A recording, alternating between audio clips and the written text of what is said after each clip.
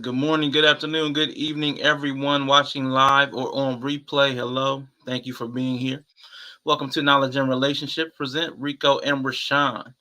And today we wanted to take a moment and talk to you about with great power coming great responsibility. The old Spider-Man line on Ben. So you saw the thumbnail. You may have seen a few faces and names you may know and recognize. So we wanted to talk about a few of the current event situations that are happening within the last year or so. There are quite a few that have popped off within the last month or so, including the lawsuit with Cardi B and Tasha K. So that's fresh news. Shout out to Princess K. Just saw you pop up in the chat. Hello, hello, and thank you for being here. Rico, when you had this idea for the show today, what was the what was the driving force? What was the thing that got you interested in this topic in specific, talking about these individuals and their cases? I guess Archon, and first let me just say happy second day of Black History Month. I just wanted to make sure that we would be remiss not to acknowledge that. Um, and taking that into consideration, for me, this has always been like sort of a sore point for me because I've watched a lot of YouTubers, big and small, and I think it's wonderful YouTube allows us to, in 2021, 2022, to have the ability to have a platform to share new ideas, get information out. But the lack of responsibility that I see people having with the things that they say, the watching the levels of misinformation, grow exponentially, so it's just one small error becomes this universal fact that without any substantiation, and I think is especially detrimental within our community. So even when I told you before, like, whether you're pro-vax or anti-vax, it doesn't matter about what side of the aisle you're on, but what does matter is whether you're on the pro side or the anti side. You should have the truth so that we can all make responsible decisions. So when people are just willfully giving out, you don't have to be. I'm like, I won't. I'm pro-vax, but I'm not going to give out any bad information. Either my information is proven to be true, or I'm just going to shut up about it. And I don't even really talk about it other than to say that I got the vaccine because I don't know. So I say the same thing if anybody's going to be anti-vax. You know, you don't. It's not about your choice. It's about the information that we perpetuate and we spread that we know to be false. Either we know it to be false, or we do the feign. Well, I don't know. Well, if we don't know, we have a response. That it comes right back to responsibility, because information, especially untruthful information, can be dangerous and harmful. So that's really my big push to it. And I think it's a conversation we need to talk about because I do think it's very important to the Black community. I definitely agree with you. And we're talking about people with powerful platforms, large soapboxes, as you might say. But what do you think drives some of these people to make some of the statements? Like, just I know we had Joe Rogan come out Mhm. recently. He talked about black people coming from the darkest parts of Africa. What does black mean? What does white mean? I think it's a weird statement. Yeah, And the backlash that he took. yeah. Spotify took a little bit of a hit. Other artists are trying to jump off the bandwagon. So, what do you think drives these people with the large platforms to say some of the things that they say?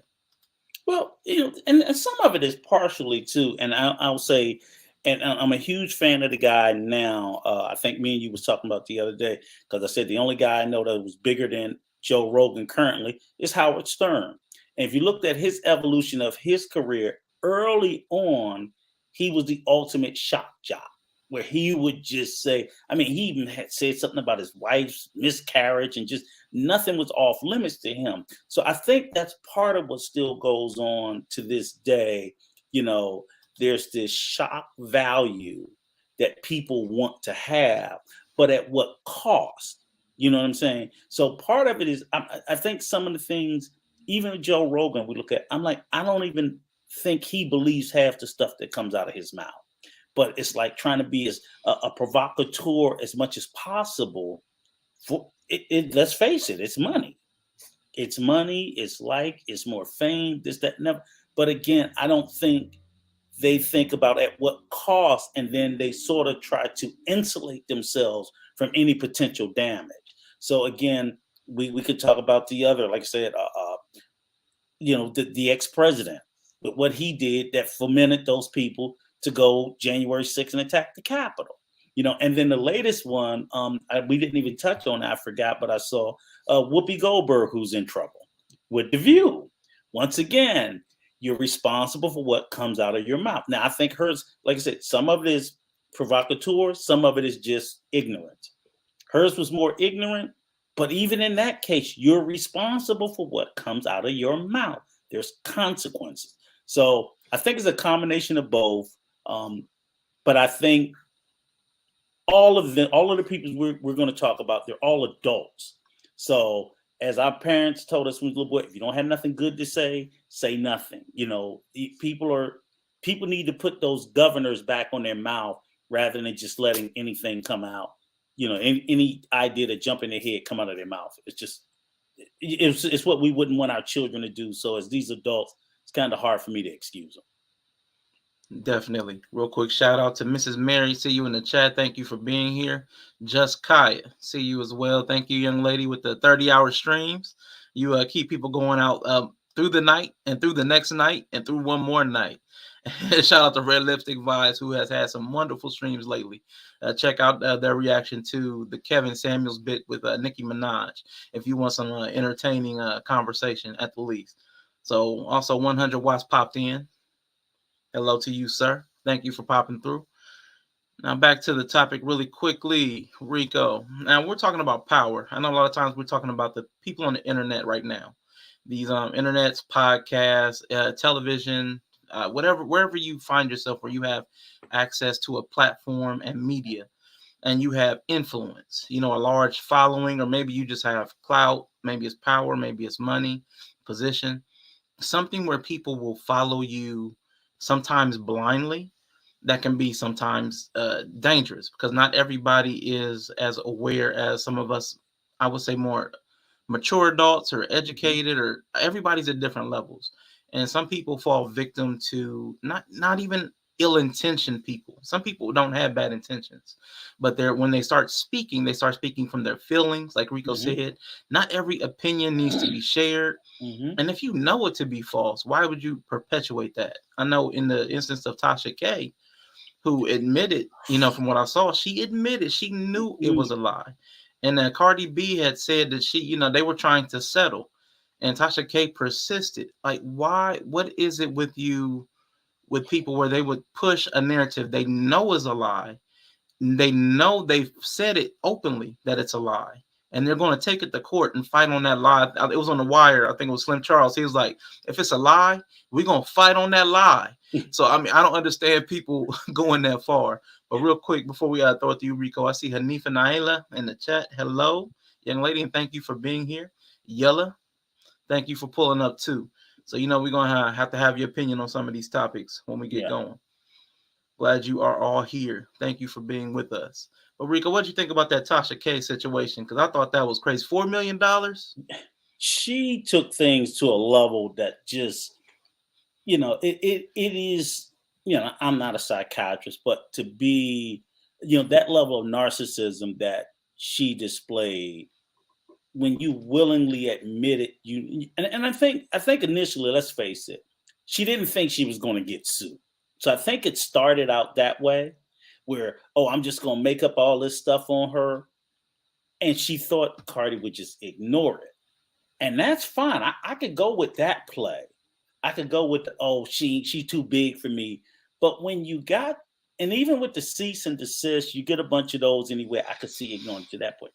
But to the point that you're in court with the woman, and to the point where they're offering you a settlement and you're refusing to settle, I'm like, now, okay, the shark has jumped. You just lost it because you can't definitively prove any of the things you said. And at that point, it was easy enough for Cardi to show, okay, I think up to the point where they got her in court, anything after that, and she continued to make videos, it showed malicious intent. So now you know what you're saying is not true, and you're saying it just to hurt the woman. Um, that level, I've never seen it that way. I've never seen anybody go that far to basically torpedo their own case. And I think, it's a certain level of arrogance, because you have to be a pretty arrogant ass fucking person to flat out know, okay, they caught me with the gun, they got it on video, and I'm still sitting there saying, don't believe your lying eyes. That takes a level of arrogance that just defies anything I can wrap my mind around. But I also don't feel any sympathy for her either. In her instance, she doesn't have an inch of wiggle room to say, well, I didn't know. And I don't even understand why people are feeling sorry for her. I'm like, I get people don't like Cardi. Hell, I'm not a fan of Cardi. But I'm sorry, there's no way I can land on Tasha K's side here. It's just that level. That's just flat out me sitting here arguing Rashawn's a white woman. And everybody like, what the hell are you talking about, Rico? Because I said so. And did you call Rashawn? Yeah, he's a white man. And I'm just literally arguing and ignoring just demonstrable evidence to the opposite. And then I say, oh, well, I really knew he was a black man. I just wanted to piss him off. Well, then whatever happened to me, I deserve. That's just take, because my problem with that mindset, those are the type of adults that'll end up bullying kids, a trans kid, you know what I'm saying? Like that. That's where you get into those spaces where adults start doing things like that because their mindset is just gone to this place of judgment so high. Because basically what was Tasha K doing but passing judgment on Cardi B? She didn't like her. And then when you listen to that pitiful 12-minute video towards the end where she was fighting the dirt and scourge that was being on the community, I'm like, you got to be kidding me. This woman is crazy. So she was the worst example of the whole bunch. All the other ones got some sort of fake wiggle room, but she just has none. Now, what about that point though? Like a lot of people do have issue with Cardi B, and a lot of the content creators that push out content that is deemed harmful to children or people to the culture. I mean, a lot of people have talked about WAP is a big name. That WAP it's got a bad rap.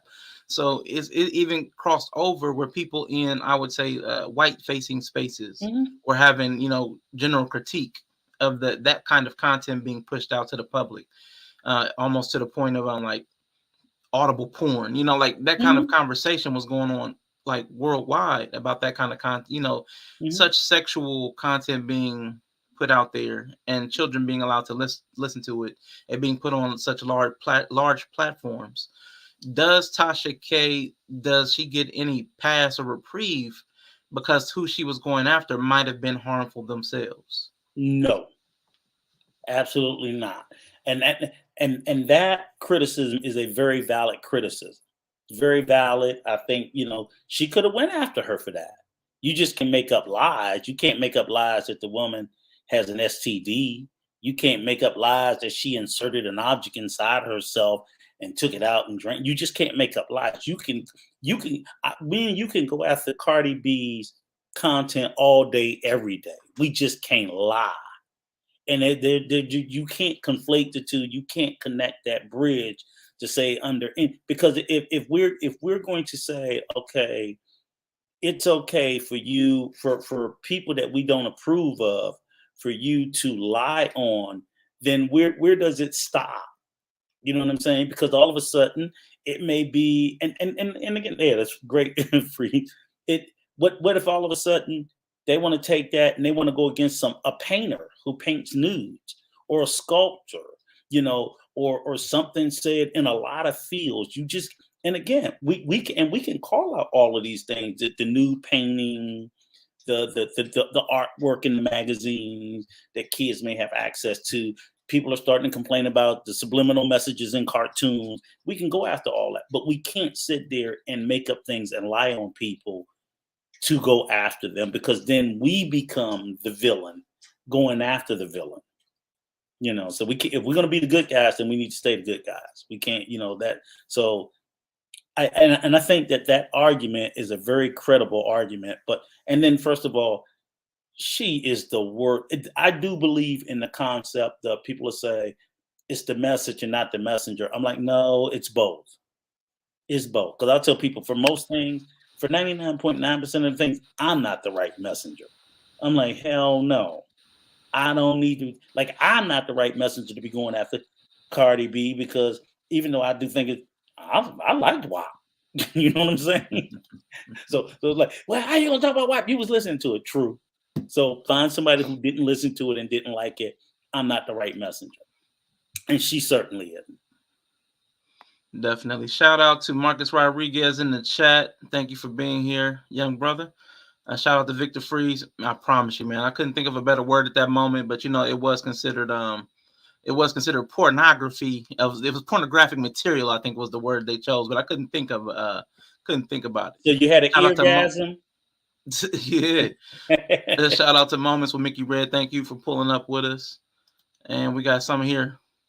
Rico, you shimmy the WAP. I shimmy to everything. Hey, go ahead, bro. That's something. Let me see. The next question I have for you, based on what you had said, we talked about a little bit about Cardi B and go ahead. Before you go, let me ask, so what do you think about, is that justification? Like, I think what you said was absolutely appropriate, and I didn't need to add anything to it. Like, if there's a question about Cardi B's content that you want to have, then we can have that conversation. But going after her with malicious lies, like that's going a little too far. So okay. I mean, I you don't have to make anything up. I mean, if you want to, what's that? A popular term in the online spaces right now is ad hominem attacks, like to attack the man. But why don't we attack the argument? The argument is her content salacious and provocative, and is it harmful to people who might consume it? Yeah. Sure, we can have that conversation, but don't attack her to attack the message. Like, we can focus on the message and not the messenger. And I think Tasha K went afoul. I don't know if she did it for clout. I mean, maybe she has $4 million to throw away like that. I have no clue. But I mean, but I don't understand. I don't understand that method. I don't understand what Cardi B could have done to her personally to want to come at her personally. And it did seem personal. Yeah, it did. It did feel like that. What I wanted to ask though, we also had a few other people on that thumbnail. So this one's going back since last year, I believe it was. It might have been 2020, but I'm pretty sure it might have been last year. Your homeboy Derek Jackson, Team Jackson, what's happening? Why do you believe people that have such a powerful platform also fall into the trap of not living the life that they put out there, they portray? What's up with the fraudulence? What's up with the, I'm gonna tell you, men need to be faithful, but I'm out here cheating on the regular. Good. That one was hilarious. And I don't know, and I think for him, the biggest thing for him was the hypocrisy. It's not even like what he was saying. It's for me, it was like, it's not what he was saying was bad. It's like, of course, he was America's panda bear or simp or everything else they want to call him, right? But I don't think he was necessarily putting out a toxic message. He was like putting it on a little thick and a little too much. He could have cut that crap in half, but he put it on as thick as he wanted to. And I don't necessarily think it was a bad message to say, okay, black men, black women in a good relationship. And I don't think what he was promoting or what he was saying was unattainable, and it wasn't unattainable for him. He just turned out to be a 304. Hmm. Derek Jackson was a 304. And I believe he's been a 304 for a long time. His problem was the hypocrisy in it. You know what I'm saying? So he comes out trying to pretending that he's this super virtuous man and dedicated and loyal to his wife. And the whole time he just slaying the streets of Atlanta and anywhere else. And he just selling his books, and he's putting up all this stuff in women's minds. And let's face it, it was easy for him to do. He has the look, I'm 6 feet tall, I guess, work out, just that, whatever. So and for women, you want to hear that coming from a man that looks like him. Same way for men, if it's a beautiful woman that's speaking into us, that's what we want to hear. So we'll fall more prey to the aesthetic along with the message. And I think he knew that. So he played it up. He's like, okay, I'm gonna write this little garbage book with just basic how to do, and I'm gonna talk, and I'm get in my car every night and or every day and talk this. I'm married. That made him look better too, because it made it look like he was living it because he had a wife. People knew he had a wife. But then the whole time he's out there 304. So with him, I put more on us than on him. I mean, definitely he gets the hit for it. But and when I say us, I just mean his audience, not me. But his audience wanted to believe him so much that they're a little bit culpable in it. I think it is with some of the other content creators, but in him particular, he had a very huge following. Lots of book. I mean, he was having doing book tours and signing and everything else.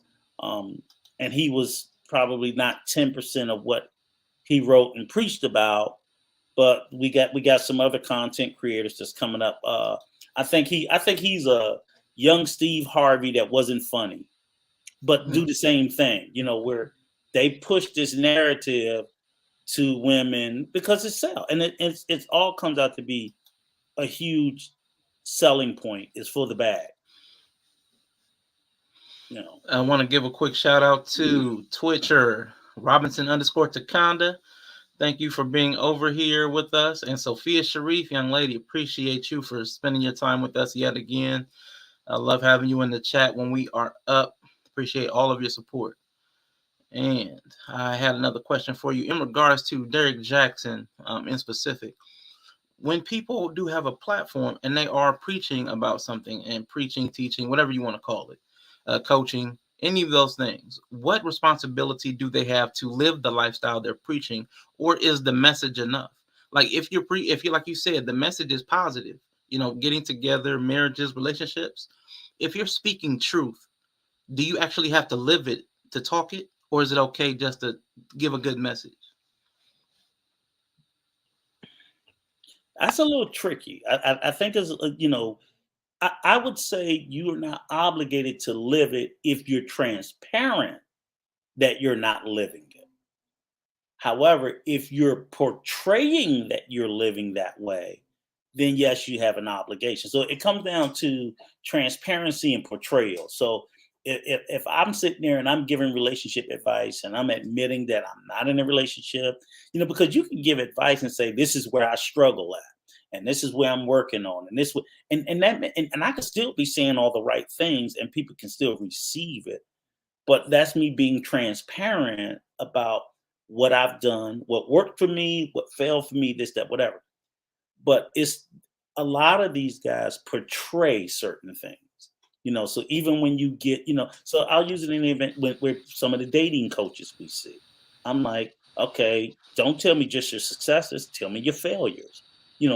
Be transparent about it, because what did work, what didn't work. Um, but if you're strictly pushing a narrative of this, and especially if you're pushing a singular narrative and you say it's tried and true and it's fail proof, then you better be living it. Because I'm like, how else are you going to attest to the results of it if you haven't applied it? So I can't give you money making tips if it ain't made me money. And I tell you, R'Shaun, invest in cryptocurrency, it's gonna make me a millionaire. But either I've never invested in it, or every time I invested in it, I went broke. But if I'm giving a testimonial, see, that's what a testimonial is someone who did it and it worked for them. So if I'm preaching as if it's a testimonial, then yeah, I'm obligated to have, to live that portrayal. If I'm not, then I'm just sitting there saying, hey, this is a theory that I have about something, and this is what I think will work on the financial market, and maybe you might want to try these things. So, quick question on that, like a little bit So of that, pushback on and that. then some of them, they don't. Mhm. No, you can go ahead, finish Go your ahead, thought, what's your please. pushback? Oh, Well, my so I pushback just think was that I we must just have a think delay. that okay, I just think that some of them they play it in the middle, where it's like I'm not quite, doing a portrayal or testimonial, and I'm not being totally transparent. So you're left guessing. And then in that way, I guess they got some wiggle room to say, well, I didn't say. But that's it. So with the pushback, I'm just like a counter thought. Like, Mhm. so I'm a big guy. So what if I overinflated my weight and told you guys I lost 150 pounds, and that encouraged like a bunch of people to go out and lose weight and live, a better, healthier life. So even with me not living the life I portrayed, what if that actually did positive to the community at large? If I did not actually live the life I portrayed, like in that kind of circumstance, is that still, like you said, wrong, like you just said a moment ago? Or is that lie, if that's a catalyst for change and positive growth, is it okay? I still don't think it is. I see what you're saying, and that's still a good pushback to say that, if I embellish, a story, or if I, you know, if I use hyperbolic, to get a point across, and someone acts on that embellishment and it works for them, is that okay? I mean, that's still a lie. It still comes down to an untruth. And I mean, lies are right half the time anyway. Every day. A lie is always half the time right for somebody. Um, I don't think I don't think we can start giving people credit for that and saying just because it turned out okay, because it's not always going to turn out okay. And that's what we have to be careful of. So yeah, you're right. There are instances where people tell untruths and it turns out to be a positive thing. But at the time that they told it, they didn't know it would. They had no idea that it would. And if it didn't, and it turned out to be harmful, then where are we at? How do we judge the person? So I think in all things, we have to try to be transparent and truthful. And even when we are 100% transparent and truthful, it doesn't mean it's going to turn out well, but at least that's where we can rest ourselves on. We can rest ourselves there. All right, I want to quickly shout out a couple people in the chat that popped in. We have a story to tell. Thank you for being over here with us today. Appreciate your support. And Quantum Love, thank you for stopping through. And we have two more panelists that joined us recently. We have Queen Forever 2K. Welcome, Queen. Hey And guys. Jay Takashi. How you guys doing?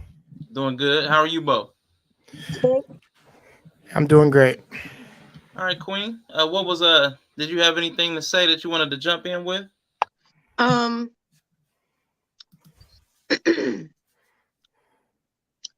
don't believe in the cap lifestyle, meaning that if I say to you, hey, invest $1,000 with me and I'm gonna triple your money, you wouldn't be okay with me stealing your money, right? So what's the difference? I think I'm not following nobody. Now I can see if you say, man, I've made some bad mistakes. This is what I've learned from my mistakes. But to come out and say, oh, like the dude in the car, I think he's a clown. like the one who got caught cheating, and he's at the woman's house and he talking about being faithful to his wife. Come on, like you a clown. You a clown for that. Own it. That was How Derek you gonna Jackson. tell them? How you gonna tell men to be faithful? And here you are dipping and dapping, dipping and dapping everywhere you go. It ain't cool. And I think we just got to get out of this mindless drone following people. Like, we worship these people we know nothing about. We worship and idolize them.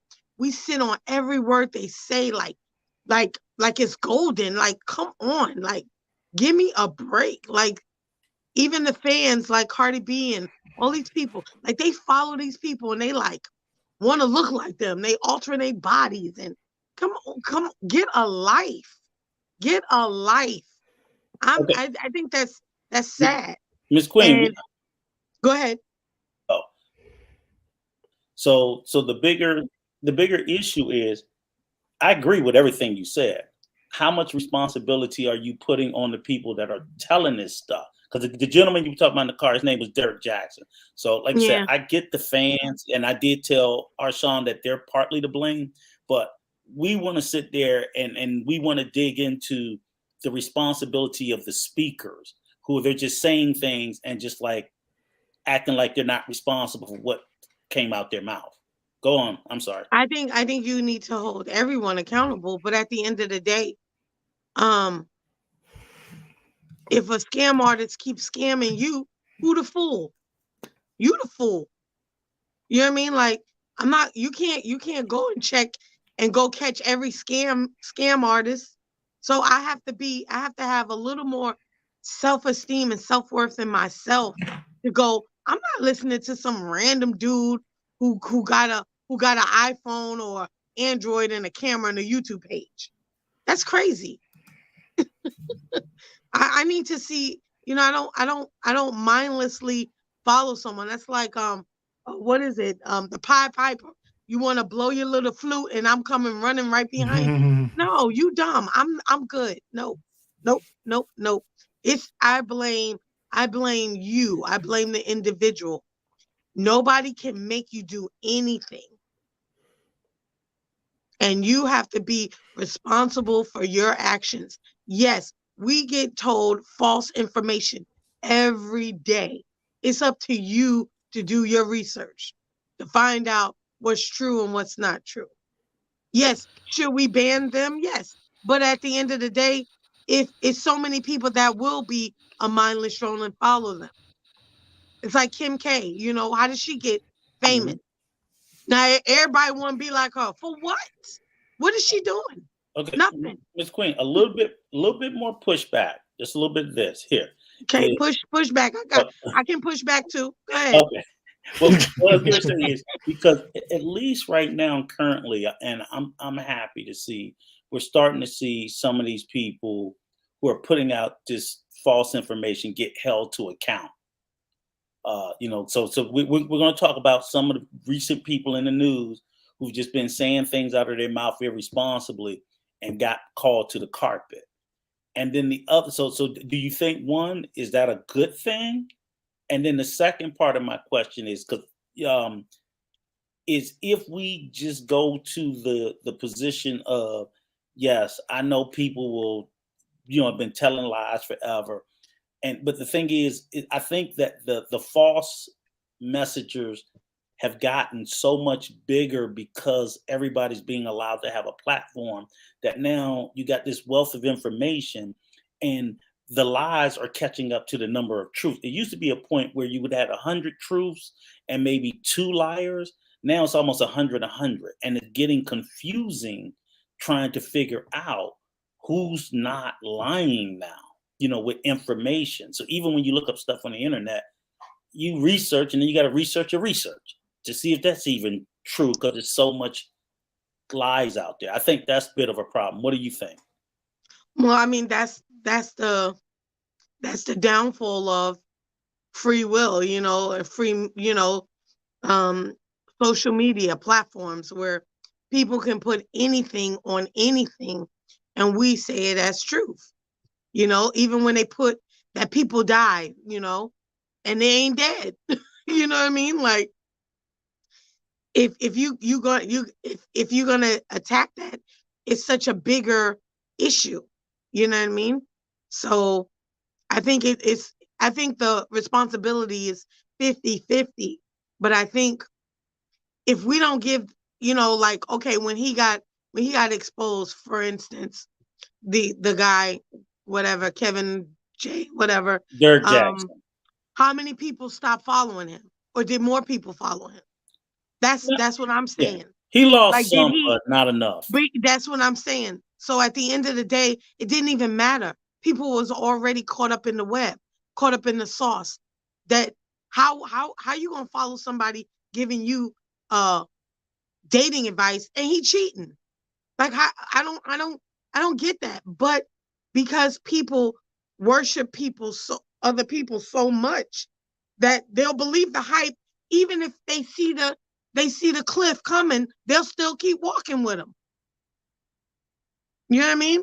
Like, I'm not going to follow you blind and stupidly and just keep going. I'm not doing that. That's why I don't subscribe to the red pill, blue pill, matrix, alter life, Kevin. I don't subscribe to that. Because at the end of the day, ain't nobody in my house but me and my husband. Ain't nobody in our relationship but me and him. And when we work it out, we work it out. That's it. So Real we quick got we thing, got and to do better. We got to do better individually and stop worshiping people and looking for other people to fix us. We have to do the work. all right, Queen. Thank you for that. Jay Takashi, then welcome to the panel, sir. What did you have to drop on us today? What's up to all of you? What I got to add is you tend to notice that some of these people that you seem to idolize are not what you think they are. And whatever, and I'm gonna say this for everybody. I think what you see or what you think exists is a mask. Hence, there's a whole movie about that, the mask itself. Hence, they cover up who they really are. That's what these people are. Granted, and I say, granted, even what you say about KS, Derek Jackson, some of those cats, to some degree, one might be worse than the other. The other might be direct. And I've heard, I've heard my man Nico say some stuff about KS, not in a negative way, but also just pointing out what he's saying. But in the sense, because like he may be direct, but maybe some truth to it, might be some stuff he don't rock with. That's fine. But the difference is nobody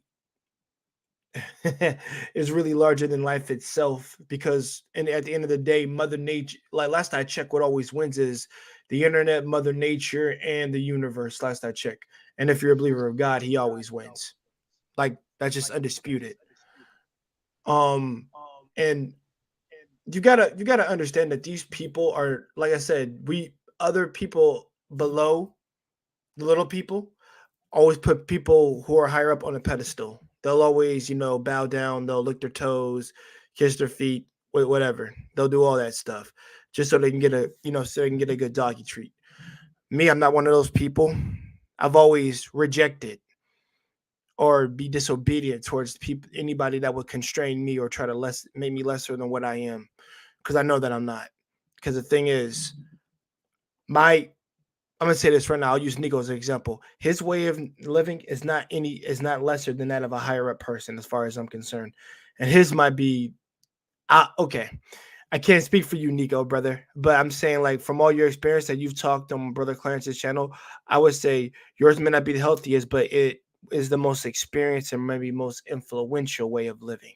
You know how you have your kids and how you live, and how you teach others. So I'm more likely to follow you because you're within my realm of my reality. And also you could teach me a few things. Why would I learn from somebody who's so higher up at a time when they don't even think about the little people more often than not, and they don't give a damn? Pardon my French. They just don't. And the thing is, how I always look at it is that it's not more like you're looking at those people, is that you have been brainwashed to follow into their footsteps or to want to become more like them, a creation. You're not your own person. You're somebody else. You're like, it's like our sister Queen down here just said, drones. You might as well be Terminator robots just lined up to take orders. Yes, yes, sir. Yes, ma'am. You know, do a trick or two, and then after that you just become not human anymore. And it's sad to see that.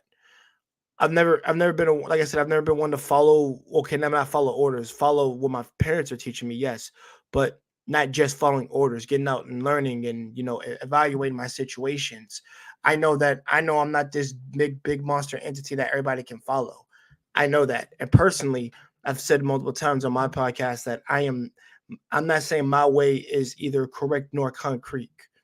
This is just what I believe in, and this is just the experiences that I can share with you in order to give you a perspective on things. I will never say, "Oh, I know everything about this." Those words will never come out of my damn mouth. Not one time will they ever come out of my mouth like I know everything. Now, now in certain subjects, I score high on those things. But the thing is, I am not telling you that you're lesser than me because you don't know such and such. I will never come out of that. Nico, like I said, Nico's been to a couple of conversations with me, and Brother Clarence says he knows I don't talk like that. I don't even influence people to be like that. I'm not influenced to be the next Kevin Samuels. I'm not influenced to be Kanye West, Jay-Z, any of these people. What I am being literally is the person that wants to help people. And I've said them countless times. I'm just a guy. I'm here to learn just like you guys. How we get better, how we evolve, how we communicate with each other is the way to go.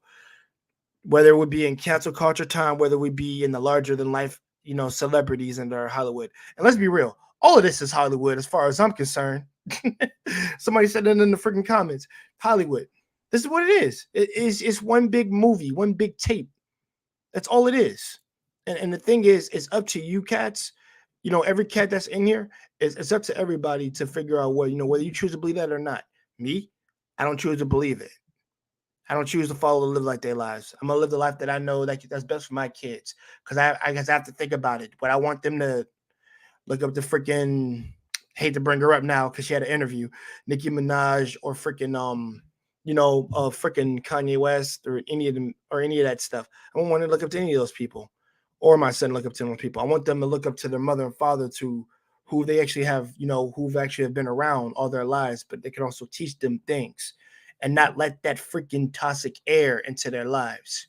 Now, granted, you got to go out and let your kids be kids, but the thing is, you got to teach them. Hey, listen, that person is an actor. He's not. Trust me, what you see on TV, that's all fake. What's right here in front of you, me and your mom, this is real.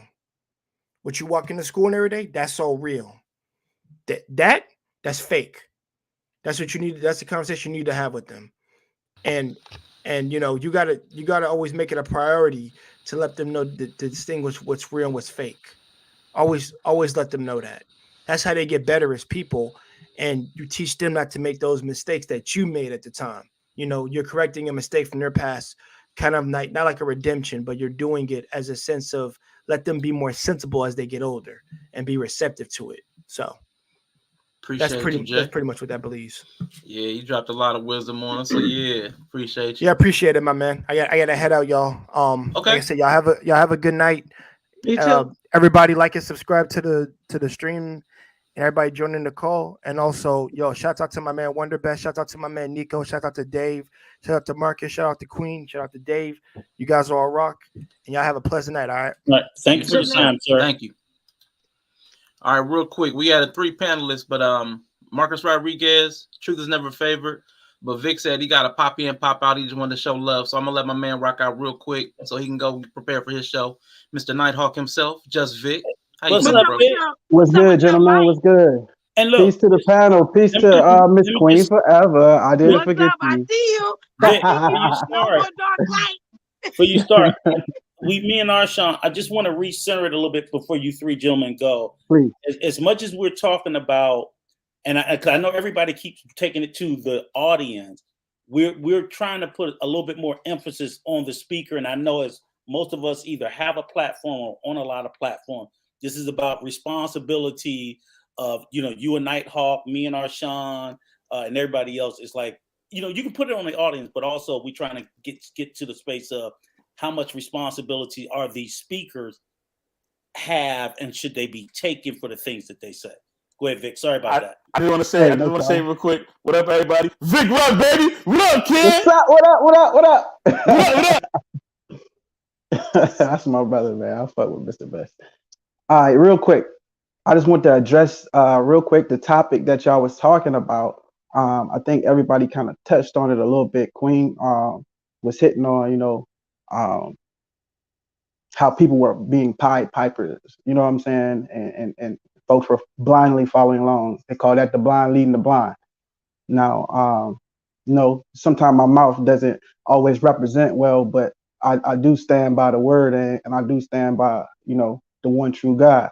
So with that said, I just wanted to leave y'all with a verse, how we get down.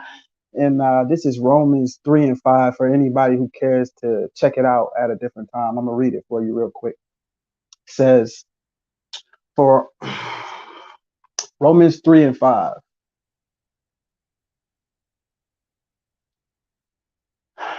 But if our unrighteousness commend the righteousness of God, what shall we say?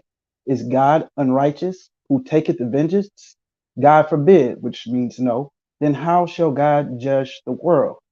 For if the truth of God have more abounded through my lie unto his glory, why yet am I also judged as a sinner? And not rather, as we be slanderously reported, and as some affirm that we say, let us do evil, that good may come, whose damnation is just. What then? Are we better than they? No, in no wise. For we have before proved both Jews and Gentiles that we are all under sin, and as it is written, there is none righteous, no, not one. So with that, for the people who stand by that word, you know what I mean, maybe you'll feel that, maybe you won't, but we got one ultimate judge, so I don't want to put my sins on the table with nobody else's. So with that said, may y'all have a great night, and I hope you get to some resolution on why brothers are mishandling their platform. Now, me personally, I try my best to fact check myself and not speak on things that I don't know. And if you notice how Chef moves, he's always pulling up definition. He'll fact check me while I'm talking. So our platform promotes that, healthy and responsible information sharing, and I think we should all strive for that. But if you don't trust the sender, leave the mailbox closed. All right, folks. Hey, I appreciate y'all having me up here for a minute. I got to get back to the business, man. Y'all take care. Much love. All right, Vic. Appreciate you, bro. Thanks for your time, sir. All right, real quick. I just want to introduce Yellow real quick. Then we're going to get Truth and Marcus. I think Marcus was in first and then Truth. But Yellow, how you feeling tonight, bro? Oh, man. All good. Probably trying to say something going to piss somebody off in a minute. So, yeah, I'm going to let y'all get everything else out. Is Twitch safe with you gone? Yeah, they good. They good. Yeah. I left the gate open, I think, though. So I didn't go back. So, gentlemen, how you two feeling? Truth, Marcus, how y'all doing tonight? Hey, how y'all doing? My bad. I came down with some strep throat and some migraine and stuff, so my voice is kind of deep. So I apologize. Her name's Strip Throat? Yes. Yes, sir. Unfortunately. And I'm trying to hang in there. I got some fever, so I'm trying to get in there with you guys. Appreciate you coming through under the weather. Definitely. How you feeling, Truth? I'm doing good, my brother. Yella, Marcus, Miss Queen. Big time Rico, what's going on, brother? Doing wonderful, sir. Doing wonderful. Glad to see you. Same, Marcus, same, Darth Vader, what you got for us tonight?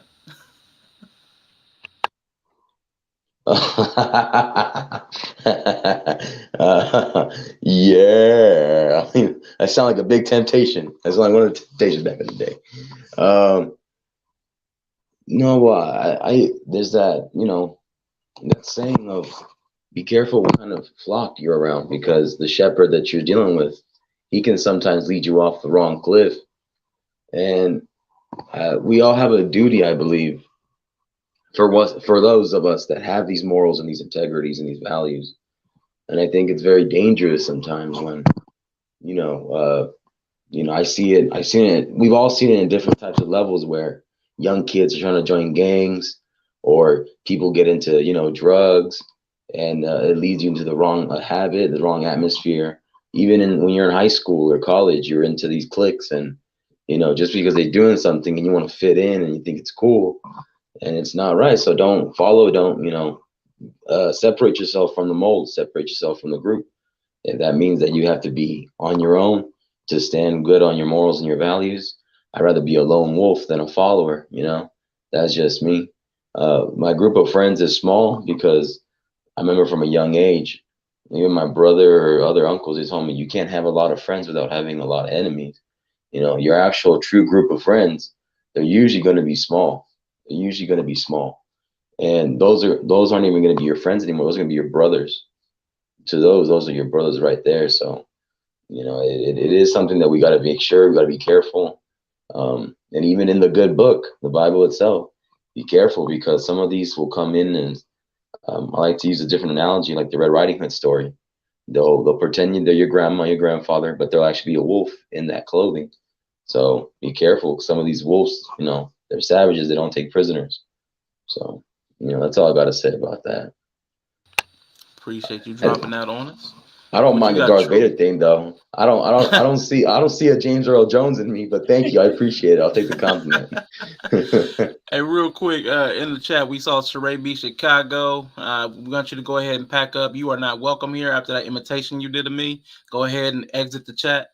And Uncut with Darrell Long. Thank you for being here, brother. Appreciate you. But Sheree, exit stage left. Get out. All right, Truth. What you got for us, homie?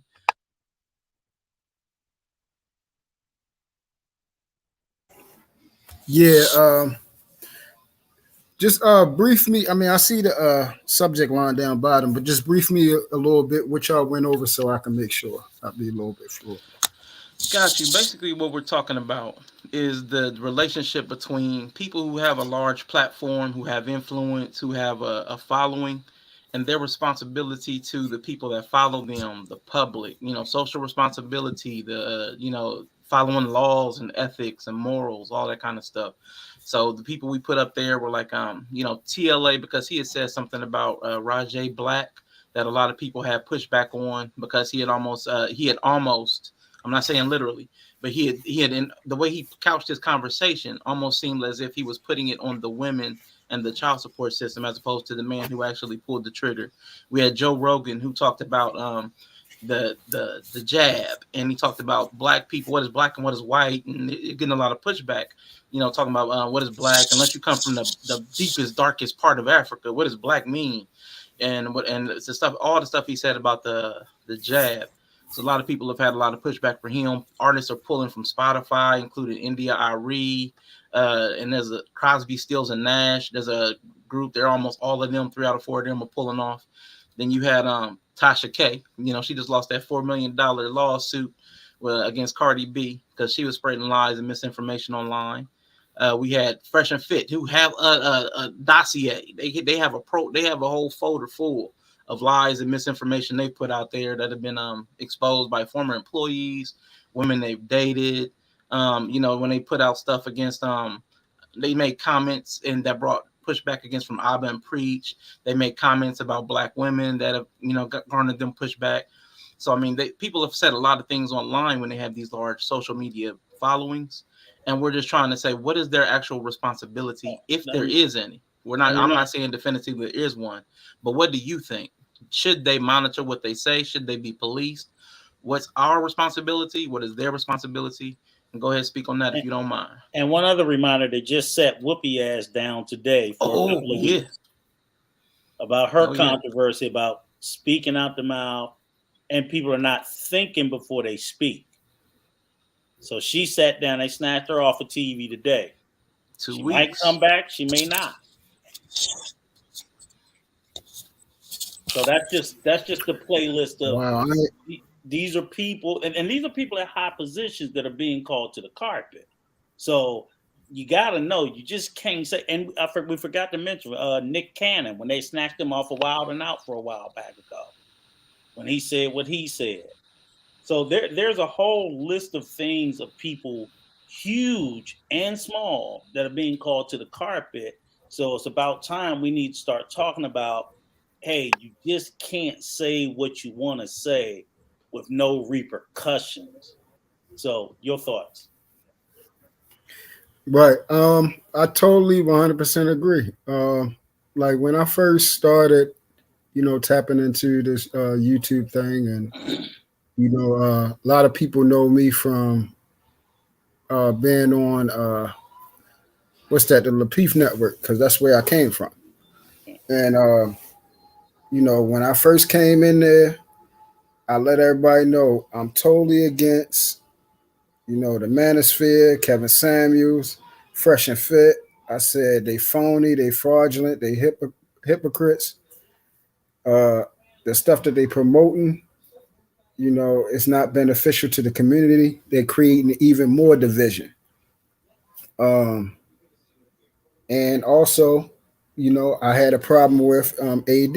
Everybody know AD is Anton Daniels, and I've spoken up about this many a time.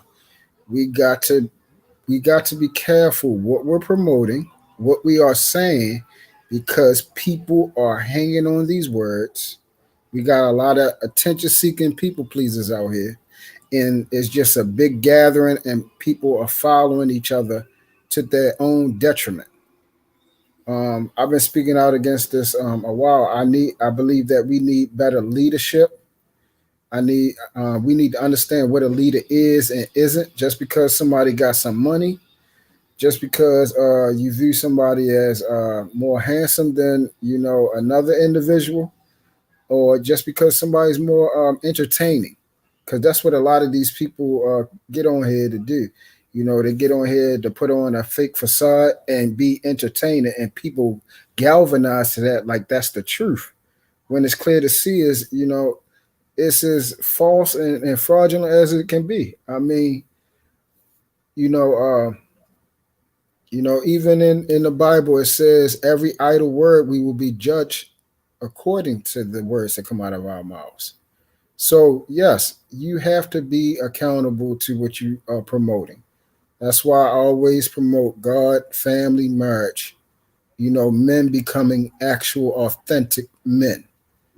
Um, and for nobody to misrepresent who I am as a man and what I believe in, and who I follow and serve. I made it clear. It ain't no man above me except Jesus Christ. And that's the only person I do follow. That's the only words I do hang my whole life upon, is his words, is the words of the Bible. And people know I actually live my life according to that. So yes, we need to be held accountable. We need to be there needs to be a standard. Decorum, for some reason, is lackluster in a lot of YouTube spaces. That's why a lot of it's more people arguing. People are being disrespectful to the females. Uh, you know, causing more problems than not, and a lot of the lessons is getting lost in a mess. It's more chaos than it is things that are beneficial to change. And that is a problem. And things need to be dealt with. A lot more people need to be canceled. If it was me, I'd have took a lot more people down.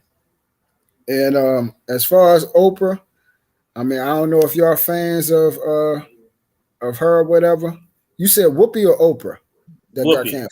Whoopi Goldberg, Oh, Whoopi. Okay, well, no, off the View. Whoopi is different. I don't know if she saying something that changed, but last time I heard her talking, she was promoting, family structure and everything like that. I thought it was like, Oprah. Now, Oprah's the one. Yeah, she Oprah's the one. now she slipped and spoke. If anybody doesn't know, and sometimes, like I said, some of the things that come out of our mouth isn't always from a hurtful space. Sometimes it comes from ignorance. So speaking of a couple of, I was very upset watching a show on Lapeef the other week when they were talking about the whole Supreme Court.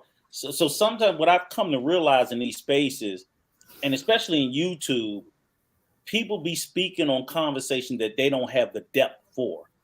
Correct. I mean, they be speaking on topic that it's like, They don't know shit. They ain't read shit. They shouldn't even be talking about it. Just saying a whole bunch of buzzwords. Yeah, they're way out of their league. So in this instance, Whoopi, I think she did a slip up, and basically, I think the conversation was around the Holocaust, which I'm like, Whoopi, as soon as they say Holocaust, you should have closed your mouth. Just don't say nothing after that. I don't even talk about it because that's just not where you want to go. And she made it. The issue was, she said something along, it was white people going against white people. I guess basically the Germans and the Jews. She said the Holocaust was it wasn't about race. It was about a human inhumanity, inhumanity to man, which is true. But in essence, in actuality, when the Germans, when the Nazis were going after the Jews, they considered them a different race. Yeah.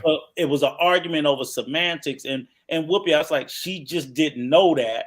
She probably should have just, when you hear the word Holocaust, just be quiet. You on them people TV. But she kept pushing back and forth. And she just kept going with it. A couple of apologies, and then she doubled down again. And then eventually they got it about her. Yeah, you got to pick your battles, man. Yeah, but you got to be responsible for what you say when you get to that level. If you at that level, I don't know why the hell she even talking about that. She knows that's not that kind of conversation for the money she makes. Exactly. Hey, real quick, before we move on, I wanted to give a shout out to Red Lipstick Vibes. I don't know if I spoke to you earlier. I apologize if I overlooked you, young lady. She had an interview earlier on this very same platform, Knowledge and Relationships. So after you're done here, please go back and check out the interview with Red Lipstick Vibes. She's a great personality, interesting conversation. And also Tristan Draper, shout out to you, young sir. I appreciate all the humor you bring to all the platforms you grace. He's the GOAT. So, he is the GOAT, definitely. And just to pick shout out to Tris. The Whoopi issue was the same issue with Nick Cannon from a year ago. I think that was a year ago, right? Where Nick Cannon did the same thing. Again, they're both at that level where, why are y'all even talking about that topic? That's a third. Let's stay the hell away from it. Let's see. We had Yellow said he was coming with some smoke. So he said people weren't gonna like his opinion. I definitely want to hear what he's been quiet. He's been sitting on that heat. Come on, bro. Let's go, Yellow. Hey, but no, I've been listening, man. And to be perfectly honest with you, the content creator is the content creator. Let's just call it what it is. They doing what they doing. It's really up to the people that's watching. I know you want to get away from the audience, but it's up to the people that's watching. Cause like you said before, if we talking about somebody like Kevin Samuels or somebody like that, it's really all about when you catch him in your development as a man or whatever, or as you're moving through your red pill rage, is when you catch him is where it's gonna make sense. If you that top dude that he talking about in the first place and you feel like these chicks is tripping, then yeah, you gonna understand him. If you hear him while he going off and telling the chick she average at best, and you like, yeah, you know what I'm saying? You know what I'm saying? If that's what you want, then that's how you gonna grasp onto it. I don't really knock nobody for nothing they say, as long as they got the bank account to for it to back it up. Cause that's really all that matter right now. So when we talking about Whoopi, she be back in 2 weeks. She gonna do a stare down the camera apology. You know what I'm saying? Everybody in the crowd gonna be quiet. As soon as she say I'm sorry for the fifth time, it's gonna be a round of applause, and everybody gonna move on because she just signed a brand new contract. Hey, but hey, Yella, but see, don't you think that's like kind of the problem though? Like nobody's not, because somebody bank account is in a certain place, that means that you have a right to say something that can be basically a WMD to the community. Yeah. You just said weapon of mass destruction. Yeah. Okay. Honestly, think about it like this, man. At that point in time, them people is out of touch with the community. Okay, so it's after community then. Then why we keep having these conversations? It's been that for them, though. It's been that for them. Now, if we talking about people who actually talk about our community, no disrespect to Nick Cannon, Badu been contradicting himself for years. You know what I'm No, saying? yeah, This that's a dude is fact. pretty much this dude is pretty much like he is filling the baby mama quota on a yearly basis. Like, I got it, Right, y'all. Don't trip. right. I got it. So I got this one. that's what I'm saying. Like, He has like 12 kids now. why hold on to that? And that's why I be trying to tell people, stop promoting, stop supporting people that are basically not beneficial to the community at all. But But what's beneficial to the community, though, bro? This is where I'm asking. Okay, because my thing is this: as a content creator, I can understand all of what they doing. I can understand everything what they doing, even Fresh and Fit. But I can here's understand no, see, exactly what I they doing. understand. I understand. Well, put it like this: I'm aware of what they're doing because they're doing it for, again, entertainment and then money. So that's understood. For me, I'm a man, so I'm accountable to my actions. That's how I live my life. I got two children that I'm representing. I got two children that I want them to be accountable to how they move as well. The men that I've been blessed to grow up and watch, they were men, and how they moved, they were aware of their movements. They made sound decisions. These are the things that I have came accustomed and got back to. That's what men do. We make sound decisions. We don't make decisions based off of, who's watching us or anything. We do what's right because it's the right thing to do. I want to set a better standard, and this is what I was speaking about earlier. We need better leaders if you're going to be a follower, if you're looking for leadership. And a lot of people are looking for leadership. That's why they're gravitating to these platforms like they do. I don't But if think you're looking people for, really looking for leadership, bro. If you don't mind butting in, I don't really think it's leadership, bro. I think pe- I'm thinking it's looking for somebody who relate to them. it's in us, That's the difference. it's in us, unless you are a certain individual, unless you're a leader by yourself, it's in us to, number one, worship something, and it's in us to follow something. Unless you're a trendsetter and you setting a standard, you're going to follow something. It's only one of the two. And a lot of people, all you hear is what they're saying. They're repeating every idle word that Kevin Samuels is saying. That's why I call them Samuelettes. It's a cult. It's really like a cult situation where you go on every platform and people keep reciting that these dumb, daggone, basically idealism, the quotes, the numbers, just keep reciting them as like that it means something. well, It's let me become And a plague. that's why I'm kind of looking at it like this, because one, I've always said that Kevin Samuels ain't saying something new. He's just putting a Thank more you. educated spin on it. So what I'm saying is this: instead of leadership ain't what these men looking for, bro. They not looking for leadership. They looking for somebody who relate to them. but let So me let me when so let, let me ask both of you guys a question, okay? And I agree with you on the relatability. That's the first time I heard it put that way, Yellow. And ultimately, I guess that's what it comes down to. And I don't really beat up on Nick Cannon that much because I just see him and I think wild and out. Okay, he's just trying to be a damn comedian, but he's got a talk show too. So we gotta understand this dude got a daytime talk show, so he's more than just a comedian. He's actually, which I was like, oh fuck, they didn't gave him a talk show. Um, but like him, the YouTubers, Whoopi, all I'm sitting there saying is, even if it's a relatability argument or discussion, I'm sitting there saying we can't be at a space where we're saying, okay, we can't even expect the truth. I'm not talking about the whole truth. I'm just saying, God damn, why do we have But to sit there and say that, okay, 50% of the stuff that I'm listening to, spoken to my community, I have to accept that it's fucking lies. I should as be able to accept it as the truth. It doesn't have to be accurate. It has to be accurate. It just has to be the truth. It doesn't have to work. It doesn't have to be make me feel good. You can, but damn it, I mean, like when you go to your doctor, you don't expect him. Well, he's the doctor. He might have lied to you. Fuck no, you expect him to tell you the truth, and every word to come out of his mouth to be the truth. And when you go to your lawyer, you expect it to be the truth. You know, you don't. It don't have to make you feel good, but we can't be saying that.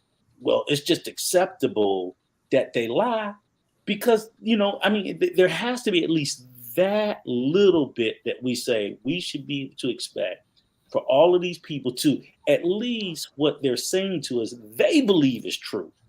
Even if, like I said, I think Kevin Samuels is full of shit, but I would be happier if he believed it. I don't even think he believes half the shit he said. That's the problem. I think some of the stuff they are lying and they know they're lying to sell. That's the problem. It's not the problem that if they believed everything they said, I'd be like, well, damn, they just don't know no better. But if you lying to me and you know you lying to me, then I got a problem. I don't have a problem if you believe everything that come out your mouth and half of it is fucking crazy. I was like, well, you just don't know no better. Yeah. But that's the problem. Some of these jokers know they're lying and they're just selling it. They're like used car salesmen. They know some shit that ain't gonna get you put down the street before it break down on you. But they're gonna can I add something after Rico goes? Hold on, hey, real Marcus, quick. Real quick. Okay. Hey, real quick. We want to get Marcus and Queen back in here. So Marcus, go ahead and get yours, and then Queen, please, and then we'll come back to Truth. Because I mean, that's why I said the analogy both of earlier of like the shepherd and the flock and the sheep. It's accountability on both the person that's going to follow you, that's going to watch you, and the leader itself. So do I believe they're practicing what they preach? I mean, maybe not entirely, but maybe some of it is true. And whether that person, it's like saying a person of experience in youth. I could have some experience in my department because I'm young, but Rico could have experience because he's older and wiser. We may have differences of experience in different things, but can both of our advice be beneficial to that one person? Absolutely, depending on what he wants to do, what route he wants to go through. So have Fresh and Fit done some good? Sure, absolutely. But they also are very monetarily focused. They're monetarily driven. They do the entertainment of it. Have they helped out some youth? Probably. I mean, I think I've seen some call-ins where serious stuff has happened where a person saved himself from a divorce where it could have costed him maybe his life, his money, his pension, everything, his kids. And then there are people that have called into those call-in shows where self-deletions, where they saved themselves, and because of F&F, they stopped themselves. That's valid. I can't take that away from him. And Kevin Samuels was, I guess, that guy who pioneered this arc of manosphere, especially for the black community, especially. I think that's what he's been trying to help out. Mainly, that's his message. He wants to help out the black community. So for me, I don't know if I feel entitled or I feel like I have a right to an opinion when it comes to the black community, because it's you guys that want to repair your community as all. I'm just here to listen, and if you guys need some help and advice, I can give you some what I know. I don't know everything, but I'll recommend you to other original members or like OGs, older people. So, it's just stuff like that. I want to get off my chest real quick. Appreciate that, Marcus. Real quick, I want to shout out Sir Hell Speaks. Thank you for being in the building. That gentleman right there is getting his network off the ground. He just put up a post about 3 young women that he's introducing to his network. So make sure you go over to Sir Hell Speaks and give him a subscription, like his content, all of that good stuff. Comment, because he's got some good things that he's building over there. So shout out to Sir Hell Speaks and Queen Forever. If you would mind. Give me a minute. I'll be right back. Not a problem. So, Truth, you were getting ready to say something before she did. Go ahead and pop back in, Truth. Yeah, I'm just saying, just something short, like, to each his own. I mean, everybody is accountable for themselves. As for me, I'm a man of integrity. You feel what I'm saying? I don't know how to be, a contra, a hippo, and be fraudulent. All I know how to do is be authentic. The name that I have down there, the truth is never favored. It's not favored. People want to be lied to. I just can't do it. I'm not going to lie to you. I hang my hat on integrity. That's just plain and simple. That's the type of man I am. No, I got you. I want to reframe this because I see both sides. I see where you both are. Yella, you were talking about you see it as people are looking for somebody relatable, like they're looking for that point of resonance, somebody that I identify with. I'm looking to be a part of something, but that's still almost to the same end as people who are looking for a leader, because you're looking to be a part of something bigger than yourself. So you might not be looking for a leader specifically, like one person individual, but you're looking for a group to be a part of, and the group, as the group moves, so will you.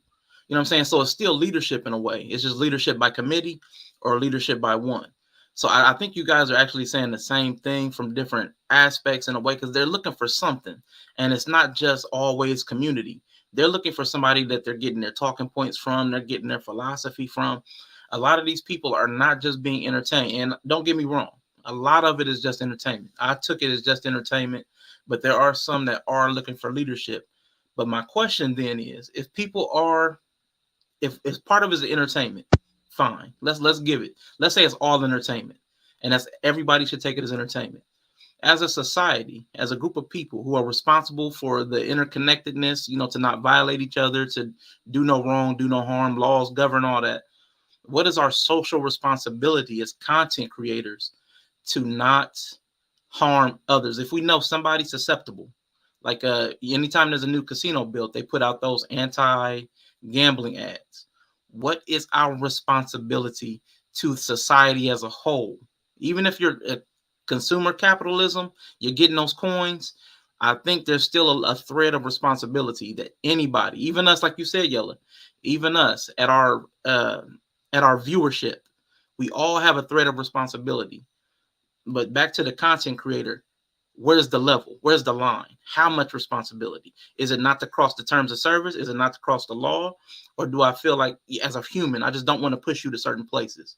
I know that was a long-winded question, but I'm trying to work through it as I speak. Sorry about that. No, it was perfect. It was perfectly put, because I understand exactly what you're saying, and I'll say this because on my platform I kind of present the same kind of deal. You can call in, you can come up, you know what I'm saying, you can come talk to me. The difference is I'm not there to tell you that my way is the way. You know what I mean? Regardless of what insight I give you, regardless of what feedback I give you, it's all an exchange of ideas. You know what I'm saying? And ultimately, I end every interaction with, it's up to you to figure out how to handle all of that. You know what I'm saying? I can sit here and help you, but it's up to you to figure out who can handle all that. So when these dudes get a little preachy on their platforms, I understand what you're saying. You know what I mean? And that's when it becomes detrimental. It's, kind of why you end up taking a break from a lot of this stuff, because it becomes repetitive. You know what I'm saying? And then it starts to sound like the same message over and over again. That sounds sketchy to me. I won't even go as far as I want to go with that, but you know what I mean? That it sounds preachy. You know what I mean? And I think that's the line that you want to cross, because you always want to leave you always want to leave you always want to give your audience the freedom to decide for themselves, because they're still them same people. They're still their selves at the end of the day. Each situation is different. That's why I keep saying it depends on when you come into any of these spaces that's considered red pill or manosphere. Like I'm saying, it depends on when you catch fresh and fit. If you catch fresh and fit when you just broke up with your girl and you mad and you see him just kick this chick off his platform after he done told her some all the pro man stats in the world, and she just sitting there like blah blah blah blah. And yeah, you might pull out your pom poms and cheer for dude. You know what I'm saying? Because that's where you at. You know what I'm saying? It's it's really a point of understanding that you cannot tell them what to do. You can only just give them your interpretation of their issue. And I think that's why a lot of men end up coming out of these situations with all these talking points, is because honestly, men have never been able to really translate what they want to say. And the difference between making it and not making it is being able to translate how the audience feels. And regardless of how anybody feel about it, the things these dudes say is how a lot of men been feeling for years. They just ain't never been able to put it into something, you know what I'm saying, in a put it together in a tangible way almost. Yeah. Okay, well, let me ask you this then, and because what I hear or what I'm hearing in my mind, it sounds like, because I keep hearing people say this: men have never been able to say it, men have never been able to say it, and they're having the space to say it. And it just started crossing my mind. I'm like, so is this a form of like public therapy for these men who are starting to say these things? And then if because that's what it sounded like. You know what I'm saying? That's the term where you go to a therapist to talk it out, to get your feelings and your emotions out. And while that might be a healthy thing, then the problem or my concern with it is while these men may be in their mind emoting and going through public therapy, the people they're talking to are not therapists. They're not trained. So all this is, and because my concern is, I'm thinking to myself, is do we know of anyone as of yet, or will there be an instance where there will be a negative outcome to this public therapy live with a dumb content creator who's not trained? There's a potential, because I'll tell you, preceding YouTube, it used to be, you know what it used to be before YouTube? It used to be talk radio. Used to have, and I will tell you, there were some horrible things that happened from people calling in on talk radio and then going out in the real world and doing some really fucked up shit. Shooting up people, killing people. You know what I'm saying? So that's what I'm just sitting there saying is, I'm not saying that this is it, but I can see if you were around in the 70s and 80s, people were calling talk radio. Fortunately, a lot of them didn't look like us, thank God. Maybe like you, Yellow, a little bit. I'm just messing with you. The other side. Most of them didn't look like us. And they were really seriously going out doing shit. They were doing some, it wasn't abundance, but it didn't have to take but a few. So if this is okay, they're talking, but it does sound like therapy to me, the way that I've heard a lot of people describe it. And I'm just saying these content creators are not trained therapists. And I know they're not thinking that's what they're giving, but you don't know if the person receiving it is thinking, oh, I talked to Yellow and I feel good and he made me feel this way and I'm going to go out and I'm going to go rage out. I'm just saying, if you think about it a little bit, it could be that way in some. I'm not saying that that's the plan or anybody's trying to do that, but your receiver, your listener is what we can't control. And that's where it's out of the content creator's hands. Because if the content creator doesn't explicitly say go out and perform violent acts against people, however you take his message and react on it is you. But you know what I mean? Because right. But does the content creator have a responsibility? No, not as that far. No. To try to be careful with what he said. Not he's responsible. To be careful. So in other words, you can't be Rush Limbaugh or anyone, and then, you be like, because even the guy, Alex Jones, who says he's not responsible for all the stuff he says, but you see, you can still be held legally liable if some idiot does something. And they, you know what I'm saying? You got to be careful. There's still a realm of legal liability if you don't try to be careful with what you say. And that's all I want us to think about. They doxed him. They doxed Alex Jones. They took him out of content because he was exposing a lot of stuff from the government that you can call it what you want, but he faced legal liability, right? Oh, but absolutely. Yeah. But this is okay. So this is where you playing a dangerous game at. Because this is borderline cancel culture. And hold on, wait, because that I'm never gonna be okay with on no level. You know what I'm saying? That's borderline censorship. If the man can't put out his message, then what are we even here for? Why is the platform open if he can't put out his message? That's when the responsibility of message comes down to the listener. Now, I mean, I didn't want to go there, but this is the best way I can put it. Everything is up for interpretation in religion. It should be the same thing. Kevin Samuel's message should be up for interpretation. Fresh and Fit's message should be up for interpretation. To sit here and cancel them for what they saying, you know what I mean? Half this, and it's crazy because half the shit be crazy, half the shit be taken out of context. Most people don't watch it. They see a clip of some shit and make the idea about who these people are. Because if you really ask me, somebody who's consumed both of the previous mentioned people, right? Kevin Samuels and Fresh and Fit ain't even in the same context.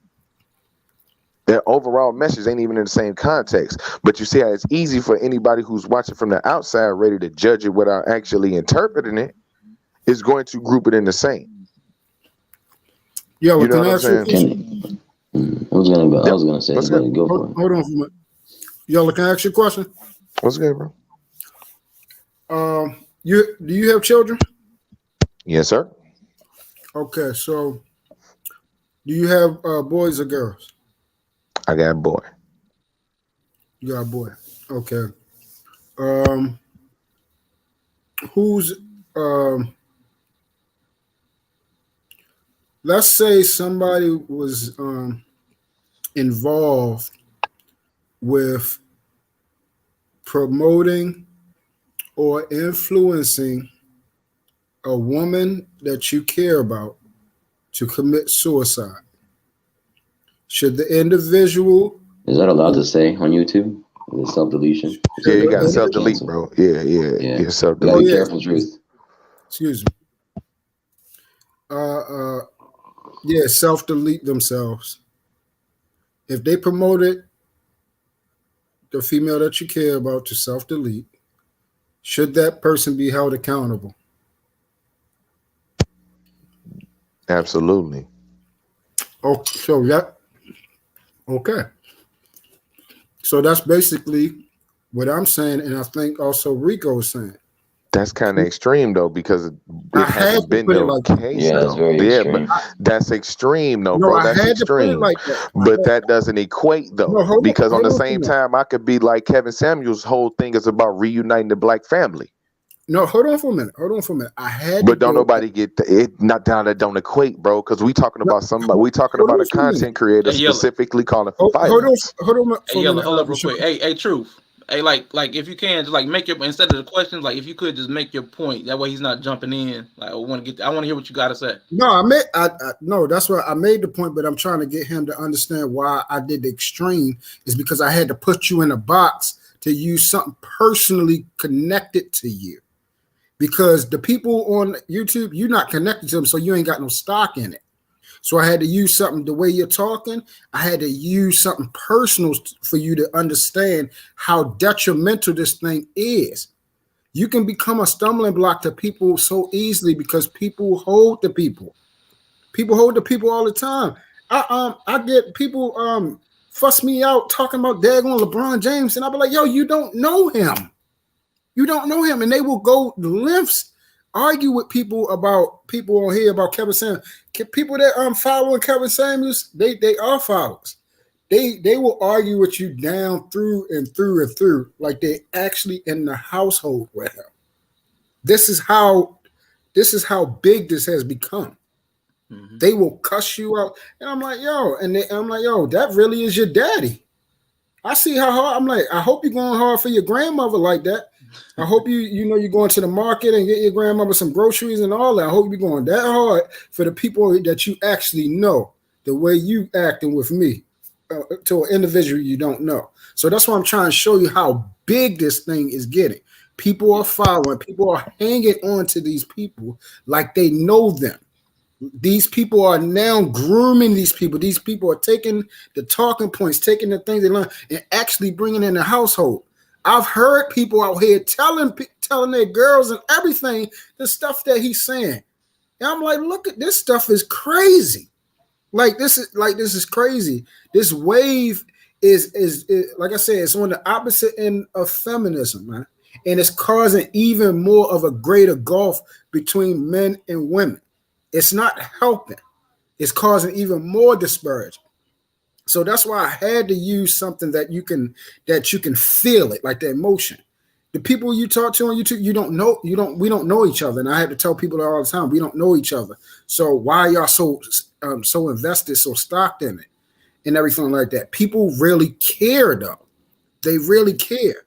So that's why I said when the content creators on here, and I'm developing and becoming one, when they're saying stuff, it does reflect into people's daily lives. So that's why I had to use that extreme, because it can get that bad.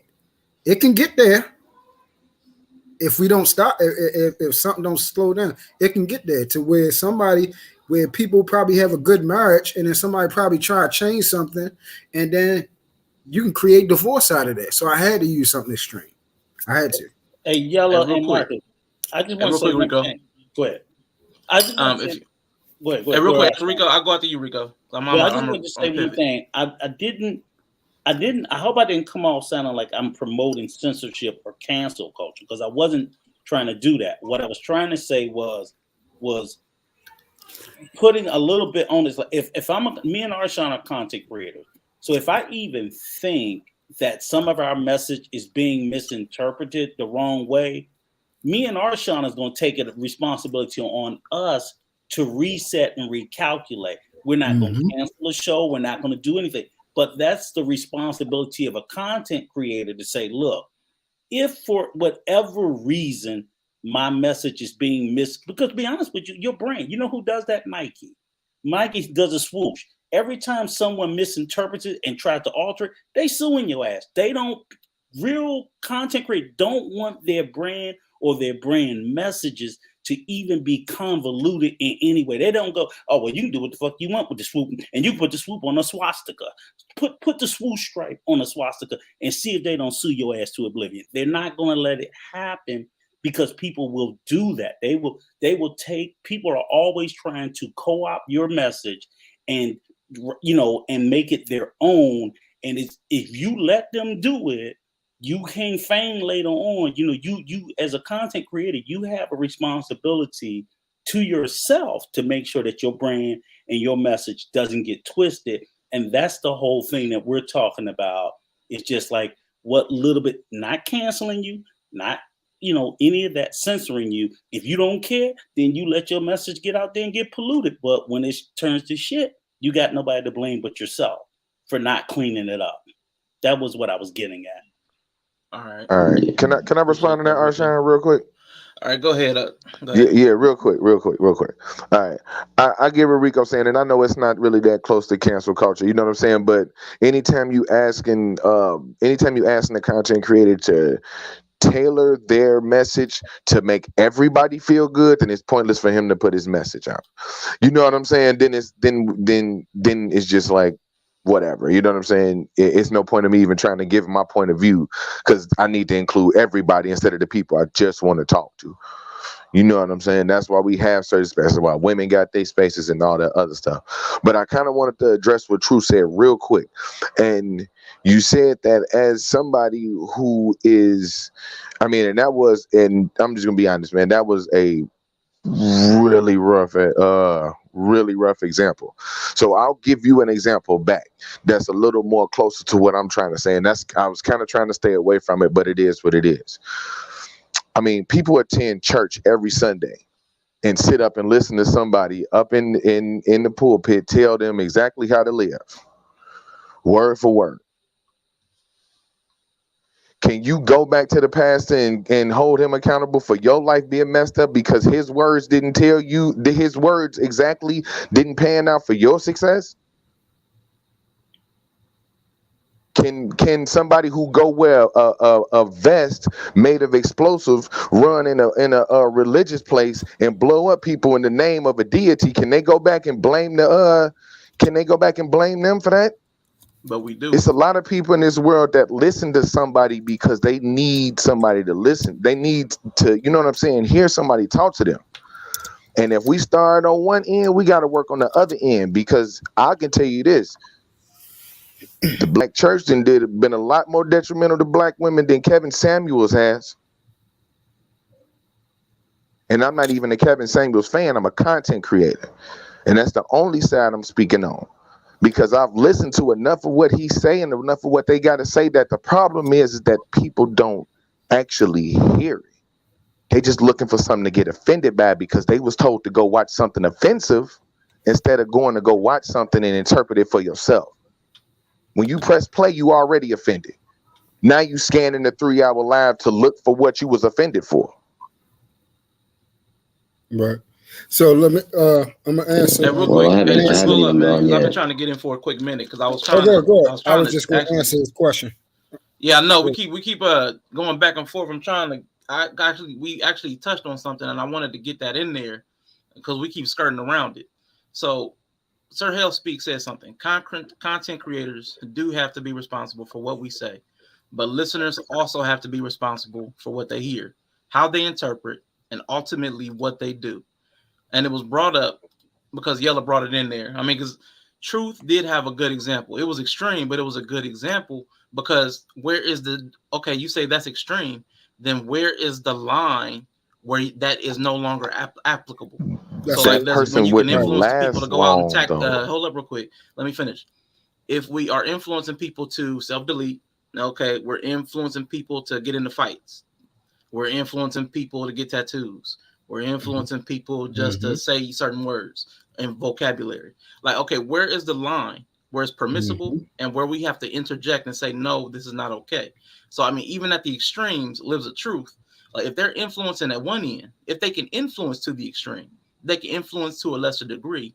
And what responsibility do we have as viewers to say, no, that's not okay? Because there are TikTok challenges that we're shutting down schools out here in Ohio because they would have to call in bomb threats and gun threats or something.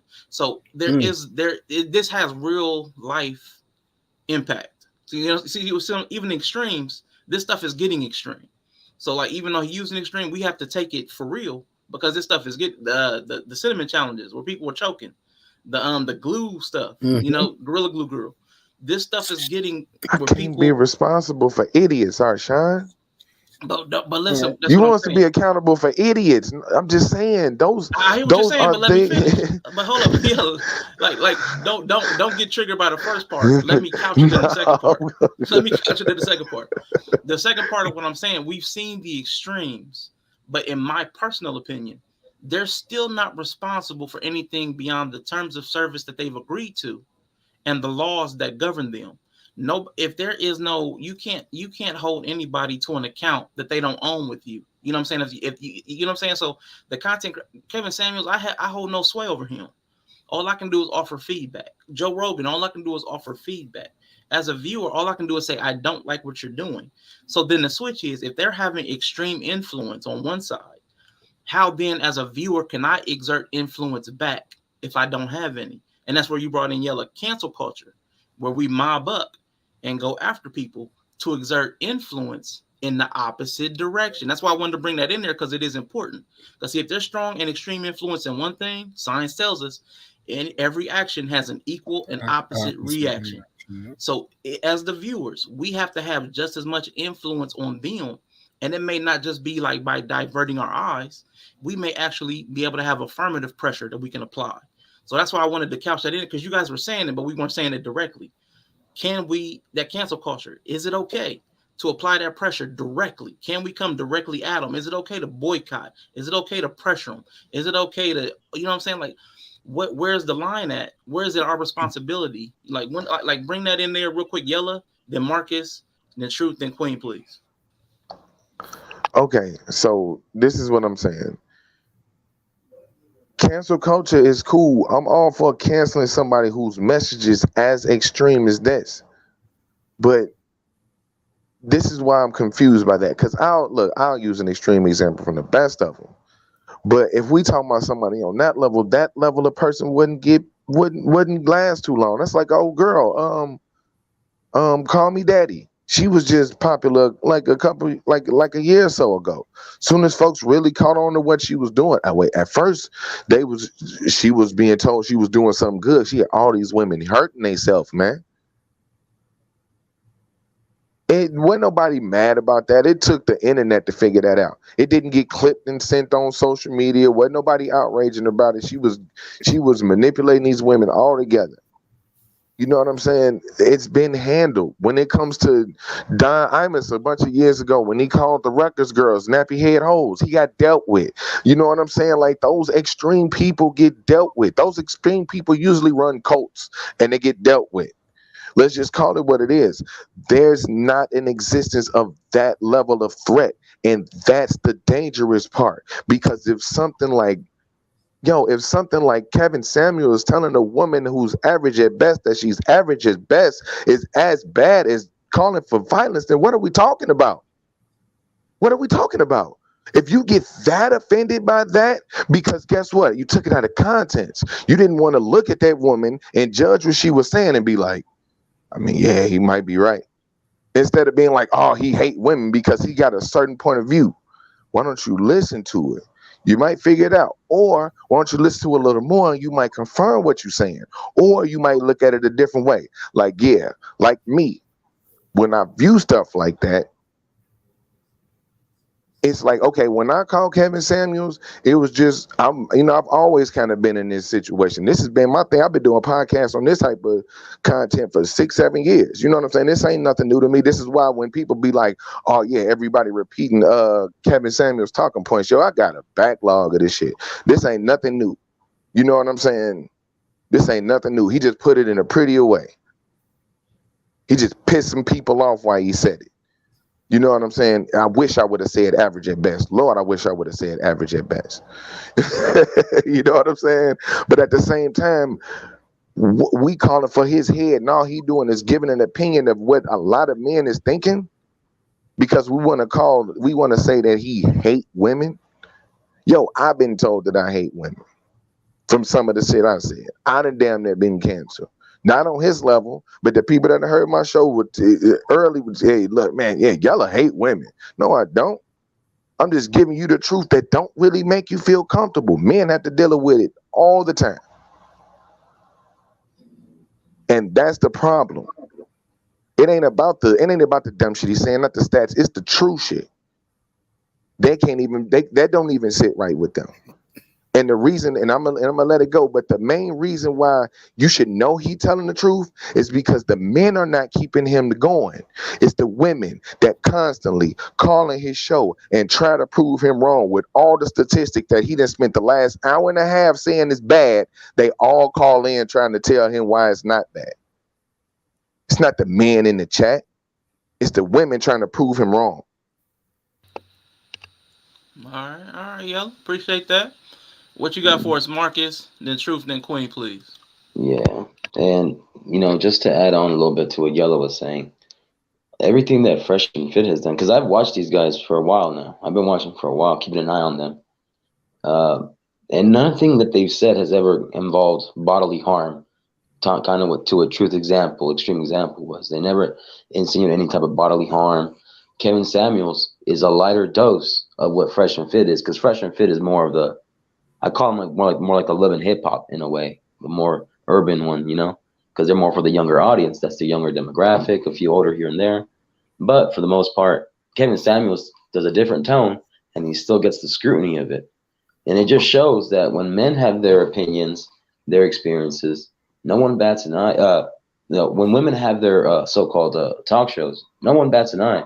They have the Real, the Talk, all these programs for females. And yet you hear some disgusting things they say about men that should be canceled, yet they're still on there. And it's, 80% of the consuming market is from women. But when a man comes up there and he wants to say his preferences, his standards, etc., it's kind of like, oh, it's shock value. It's like, oh, they cringe. But I just noticed that hypocrisy in it. That's hypocrisy from the other gender then. Because and I'm glad, because I never assumed that Rico was ever saying, oh, cancel them or nothing. I'm glad that Rico addressed it, but I never once took Rico's as, oh, no. I never said, oh, he's trying to cancel them. No, I'm not saying that. I found it interesting because for us guys, we already have to deal with the moment we step out of the door and the world wants to destroy us and defeat us, just to come back home and try to find hopefully that peace that we have, So I just find it interesting because the men are the builders of the whole world. They're the military. They're the presidents. They're the guys that hold everything, the infrastructures together, STEM, you know? So I just find it interesting how for us men, we don't really have those platforms. I don't count the Howard Stern show as my show. How the hell am I going to relate to that guy? You know, he's funny, but I don't find that funny. Watch your mouth out, Howard. That's my boy. My bad. I'm just saying, you know, like I like Joe Rogan's because it talks about different stuff like science, biology, like sports, stuff like that. You know, a few serious things, tribalism, you know. So I know those are important things. Though obviously the Howard Stern show, yeah, I'll give it to Rico. I let him have that. He old like me, Marcus. You gotta like us old heads. Hey, guess what? If Rico were to start the Rico After Show, I'd rather watch that than Howard Stern. Let me just put it like that. All right. Well, let's go ahead and let Truth get in, and then Queen to wrap this specific topic up. I got a follow-up question based on something Marcus said. Okay. So, yeah, R'Shaun, you intellectually put it together basically what I was trying to say, because that's where I was about to go at. I went to the extreme to provide a baseline that it is the things underneath of that extreme. And you perfectly put it like that. For example, Fresh and Fit.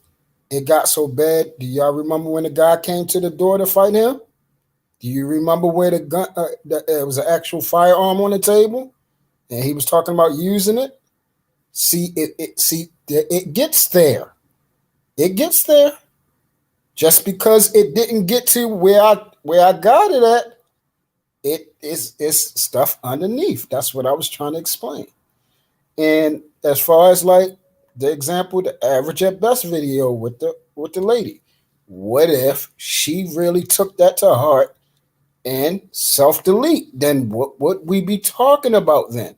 Is it onus on Kevin Samuels, or is it onus on the lady that he called average at best? Where do we put that line at?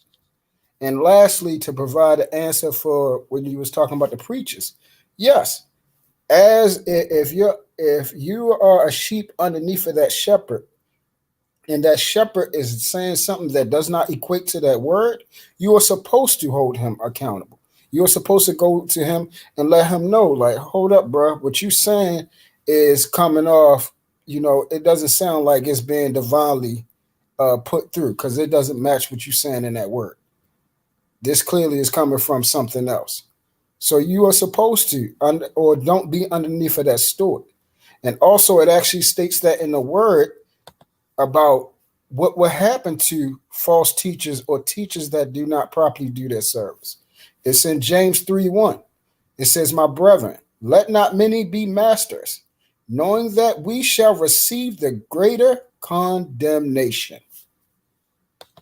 That is speaking of the fact that you have a price when you become a teacher or a philosopher or a person that provide ideologies. Accountability is there. Consequences there with every choice, bro. That's all I'm saying. Isn't that No and cancel, also no I'm cancel sorry. culture. I don't agree in cancel, because we need the bad out there so you can show the opposition with the good. So he serves a purpose. I don't want him canceled. I don't want nobody canceled. All right. Well, Queen, we about to get you in here real quick. Yella, I appreciate you swallowing that one. Go ahead, Queen. I came in on the tail end of what you were talking about. Can you refresh me or update me? Whatever you heard, because we done went all around. Oh, okay. Kevin Samuels hate women and he should be stopped at all costs. Oh, ain't nobody say that. Yo. Like I said before, I think the responsibility is equal. I think we have to stop holding what appears to be gems and diamonds, and it's nothing but trash and glass. Yes. We got to stop holding to what somebody who you don't know what their life is like. You don't know whether they're telling the truth as truth, you know. But I think we got to do better. We have to do better as a community, to me, and help each other out, take care of each other, and not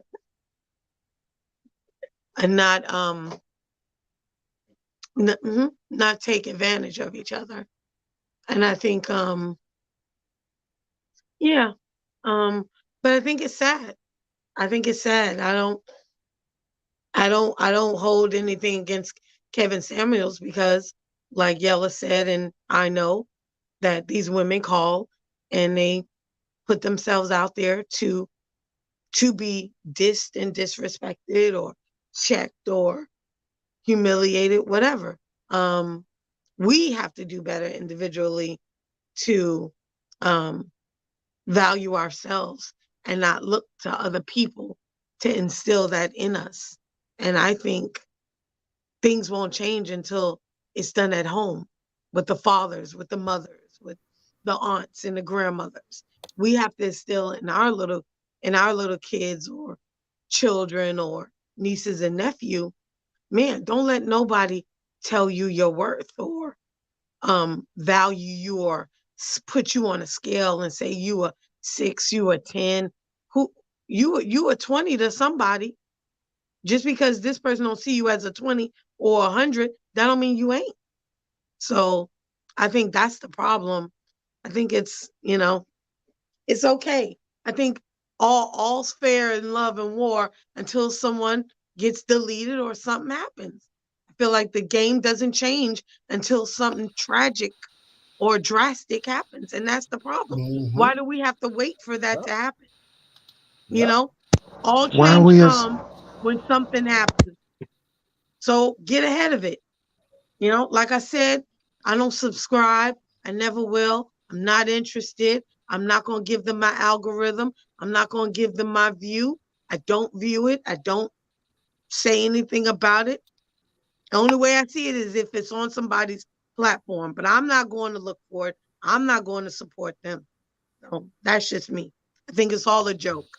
I look to my aunt and my parents or my cousins who've been married 30 plus years to give me marriage advice. That's who I go to. I ain't going to Kevin Samuel. I ain't going to Jerrick Jackson or whoever he is. I'm not doing that. So whatever. Thank you, Queen. I want to give a Say it quick with your shout out chest, to Queen. Dawn Say it with Harden. your Dawn chest. Harden, thank you for being in the chat. We appreciate you for showing up. And the Pillow Talk with Terrell Bay. Appreciate you for stopping by. Enjoy your Baywatch segments. Thank you, thank you. Wanted to throw a quick grenade in the chat. I'm gonna let Rico go. Then I'm gonna throw a quick grenade before he even goes. Okay, before he even goes, I'm gonna throw a grenade out there so y'all can think about it. All right. So free speech, like Yella spoke to something, and Truth spoke to something.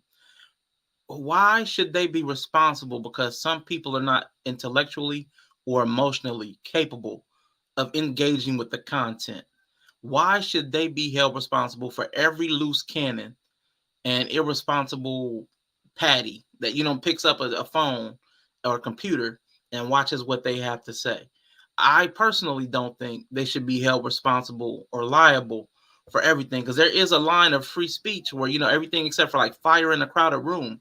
But the internet's not a crowded room. You can hit the escape button, you can hit the off button, you can turn your phone off, sit it face down, shut your computer. There are all these mechanisms we have to escape the messages. So where is we have free speech. How far should it go? But I'm gonna let Rico get in. Then I want to go around the panel with the free speech argument. Hey, before Rico go, let me be the first one to answer that question, because I got you. That's for after Rico go, because he's going to be answering the last question. But you can get first after Rico. Yeah, then no, that's what I'm saying. After Rico. Okay, got you. Yeah. After Rico goes, it's going to be Truth, Yella, Marcus, and Queen again. Let me just say this. So this should make Yellow and Marcus day. I wanted to say this. I actually saw a brief video of Kevin Samuels with the Nicki Minaj thing, the interview they did or whatever stream. And I have to say that I'm starting to see him starting to pivot a bit more in his interviewing.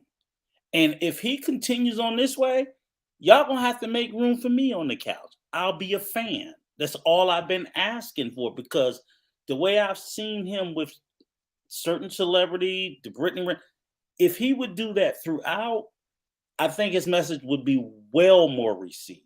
So I don't know if everybody's going to buy into it, but the fact that he attempting to, and the way he conversed with her, is all that I would ever expect any man, any of us, to converse with a lady.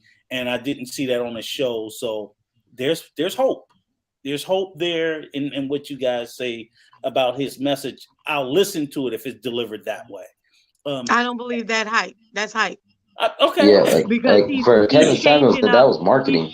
That was pure He's marketing. changing up for the women he's interviewing. And if he respect, because they got a bigger following than he could ever have, and he just chasing the bag. That's it. If that's so what he it being is, fake, phony, and not real once again. Because if you're gonna Exactly, stand in your Paul. realness, You got it, be babe. real Damn, when why'd you I put talking that to. grenade in the room, Yeah, Marshawn? They be also real. they Be real also when you don't come talking on to there Brittany talking Renner. about they also don't come on there acting like they tens when they ain't. Okay. Can I go back? But That's Nicki true. Minaj That's is not true. everybody's 10. And All right, she y'all. she Let a Rico 20 to finish, please. somebody. Let Rico She finish. Well, a hey, 20 Let Rico to finish. somebody. And you better watch it, because you're gonna catch plastic in you if you I go like too this. deep. I like Zendaya though. I like Zendaya. I know I just you want to do. get. You All better right, like cool, 20. You cool. better like Zendaya. She a 1,000. I just want to get back on Queen's side. She a fan. Okay. What's wrong with Zendaya, Sean? Gosh. That ain't your Hey, do flavor. your thing. I'm sorry, My thing Rico. is, I'm sorry. I saw her on the Disney Channel. Once I see you on the Disney Channel, I can't ever be Your little girl attracted. Okay, so you taking Yeah. it that way. Okay, I agree with you on that. Then I agree with you. All right. So again, that was the bone I throw to y'all. I won't throw no more bone. But to what Arshawn's question was, and it was a very good question, is I don't think that a content creator is responsible for everything that, like as Yellow said, these idiots and whatever out here do, because no one can be. However, and the way we got to look at very carefully, we need to look at these cases in the way that they're people that are being sued and held legally liable. So again, I'll look at the guy Alex Jones, and his big suit was that suit up in Connecticut where that crazy kid, white boy, went in there and killed them 22 kids. Or even in some instance, what they look at is that if the information you're putting out, you should have known it would cause someone to act in an irrational position, then you can be held responsible. Not just you not knowing, you're not held responsible. I don't think you should be held responsible, and I don't think usually most people are held responsible because of the first freedom of speech, First Amendment, the First Amendment right, freedom of speech. The vast majority of people are not. But once you show a repeated pattern of putting out a certain type of speech, and that repeated pattern and type of speech has caused repeated behavior, then they will argue you should have known that this sort of speech would cause this. So in other words, as you said, Yellow, with the guy with the bomb vest. If I'm sitting there, fuck the U.S. government, blah, blah, blah, blah, blah, blah, and after the third time somebody went and blew something up, it ain't freedom of speech no more, bruh. You knew what you're saying. So that's where the responsibility comes in. It's not necessarily the first time you say something and an idiot does it, or the second time, but when a pattern starts to emerge, that they take the position that you should have been made aware of, and if you don't choose to regulate your speech, then that, all of a sudden that shows a willingness that you just either don't care or you're getting the desired result. Because some people make speech and the desired result that they're getting is the reason why they was making the speech. When we sit there and say, for example, if I'm on here every night, fuck the police, fuck the police, fuck the police, and people start going out there doing stuff, to law enforcement officers, the first time I might not be responsible, but I'm not getting too many more days of being able to do this before I'm going to be held to account, whether it's to YouTube, the US government, the FBI, whoever. because they're going to be like, you're encouraging and inciting people to do it because you know what the results of your speech is. That's where if you don't take responsibility out the gate, at some point you're gonna have to own that shit. And that's my 2 cents on it. So I speak to content creators and say, regulate yourself before they regulate you, because that's when your ass is getting canceled. If you can clean yourself up, you don't even have to get there. That's all I'm saying. If you want to just be reckless with it, then roll with it and deal with the outcome. I wish Ice Cube was on here right now. I'm wondering. Look at our Twitcher. Summer Mince Pie's coming through. Freedom of speech shouldn't come without consequences. You can be free to say whatever you want, but if what you are saying is repeatedly causing harm or people to act in a harmful way, you should be held responsible, as Rico was saying. All right, we got Truth. He wanted to jump in right after Rico. Then we got Yella, Marcus, Queen. Yep, totally agree with Summer. Totally agree with Rico. The responsibility is, I would say, it's evenly. The responsibility is on the person providing the information, but the person consuming it is liable as well. And the examples I can give is like with sports, basketball players, and the fans, the audience watching. Basketball players in their field of play are held liable under contract by provisions put in place by the NBA. NFL, same thing with the football players. They are held liable on that gridiron for whatever they do that in contrast disrespects the integrity of that shield. They can't do whatever we want to do. Case in point, Colin Kaepernick. You see what I'm saying? It's still a line there. And he didn't do anything wrong, but it was the effect of it, the influence behind it. And what's the most important thing? The bottom line, the money. That's why people get censored and everything, because it start affecting the money. And that's where, to answer your question, R'Shaun, the people on here, Kevin Samuels and other people, should be held accountable because what? They are getting paid by who? The subscribers they get. The views of the people that's watching. That's the bottom line. They're getting paid for it. So since there's money behind it, there should be a consequence. All right. Go ahead, Yella. What you got? Oh, he's shaking his head no. I'm in a very interesting position right now. Because while I'm hearing all of these horrendously extreme examples, I have no choice but to say, yeah, you're right. If somebody's calling for that level of action, you have my hands to help you cancel that person.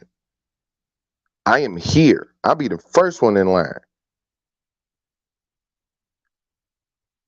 But at the same time, we want to take that energy and apply it in cases where they don't apply. While there's cases that do apply that get completely ignored. Because why is this energy being put towards Kevin Samuels for simply giving his opinion on women when we got entire platforms calling for the deletion and termination of young black boys? Nobody's attempting to cancel them. But y'all want to cancel Kevin Samuels because if the girl who he said was average at best just happened to go harm herself, he has to be liable instead of her not addressing her mental issues because he didn't give her therapy. He didn't address her mental issues. She was looking for a man. He gave advice on how to find a man. That's all he doing. This is the scary part about this whole idea of I'm offended. We should cancel being offended. Because now anybody can be offended at anything. We can equate anything to anything on any scale. How are they calling for that level of action? That ain't even, we ain't even progressed towards that. It's not one male content creator in the manosphere. I'm not going to say one because I haven't heard all of them. But with any major following, it's not one of them have called for violent action towards women. Women ain't in danger because men are listening to Kevin Samuels. Women are in danger because it's idiot men out here. And it's misplaced outrage and misplaced offense as to why we tend to let the people that's getting away with it around us cruise on by. We're not up here talking about none of this it's a whole area on YouTube where their whole idea is basically the removal of the black man. But because we're offended by a man saying that this ugly chick shouldn't get the dude that she's looking for, we want to get mad.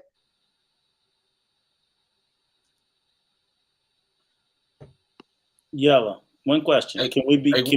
Go ahead. Quick disclaimer. Nobody. This show was not about Kevin Samuels. I don't know where Kevin Samuels came into it, but he wasn't one of the points. But no, it's context, bro. It's context. Because I can put it in more example. Like it's context. I'm saying, I've said things, and women didn't been like, "Oh, you hate women." Yo, it's just a man's point of view on something. But let me ask you one question, Yellow, because I just want to make sure that we're being clear with this. Because I know I've heard, the only person I've heard of as far as deletion of men or black men was Cynthia G, and I think she was talking about it in the terms of I'm saying that's all I've heard of. That's plenty of them. That's the whole communities. That's the whole MO, bro. I'm saying that's the whole motive. Okay. I'm not saying you're not. I'm saying all I've heard of was Cynthia G, and I did see the stream where she talked about the abortion. So I wanted to make sure that we were being clear when we were talking about the deletion of men. We're talking about termination of pregnancies, not violence, as you explained. No, it is that. It is that. Well, I don't know. I'm sorry. No, that's what I'm saying. I don't because know it's not because the ones who are offended by him are over there celebrating what they talking about. It ain't just the deletion of babies. It's the fact that they over there talking about it should be a statue of a cop's knee put up in most cities so we can keep niggas off the street. All right. It's the fact that they can praise Derek Chauvin but not say George Floyd name. Quit playing with me, bro. And y'all want to get mad because he called some chick a 6? No, I'm not upset. That's what I'm saying. No, that's what I'm saying. That's what I'm saying. We toasted anybody that's promoting division. I'm against anybody promoting division. I'm against anybody talking about deleting a child. I'm against all of that. And I don't think anybody is let's be clear. I don't think anybody's saying that. I think that was just an extreme example we used, that if in fact she took it personally and did that. And what I'm saying is, I do believe that if that had happened legally, they would have still lawfully tried to, even if you was the boyfriend that dumped her, because they had the same example earlier where the dude self-deleted because the girlfriend was sending them texts. And they locked their ass up for it. Mm-hmm. He self-deleted, and she was sending him texts telling him to do it. Yeah. You could say that maybe she was just BSing and didn't think he was serious, but her ass went to court. She had to run to China to get away from it. Because I'm just sitting there saying that's where we're going. So I think that was just used as an example. No one is saying that Kevin should be cancel. I don't know. I know he does not. I'm not. But this is what I'm saying. And I don't want it to get lost in translation for it to be a only Kevin Samuels thing. Yeah. This is what it's been spoken about against the whole manosphere. Any male content. Hold on. That's what I'm saying. That's what I'm saying. You're pushing back against people that ain't here. Like you're pushing back against people that are not part of this conversation. Like you know what I'm saying? Like so who here spoke against the whole manosphere? Oh, Truth is favorite. Yeah, I did. Yeah, I'm not. Oh, No, okay. yeah. Okay. I ain't jumping. I ain't jumping out the circle, R'Shaun. I'm here. But I'm not, here. Yeah, yeah. we haven't I'm here. spoke to say that the manosphere. I don't think Truth or I have said that the manosphere is violent, because no one's made that claim.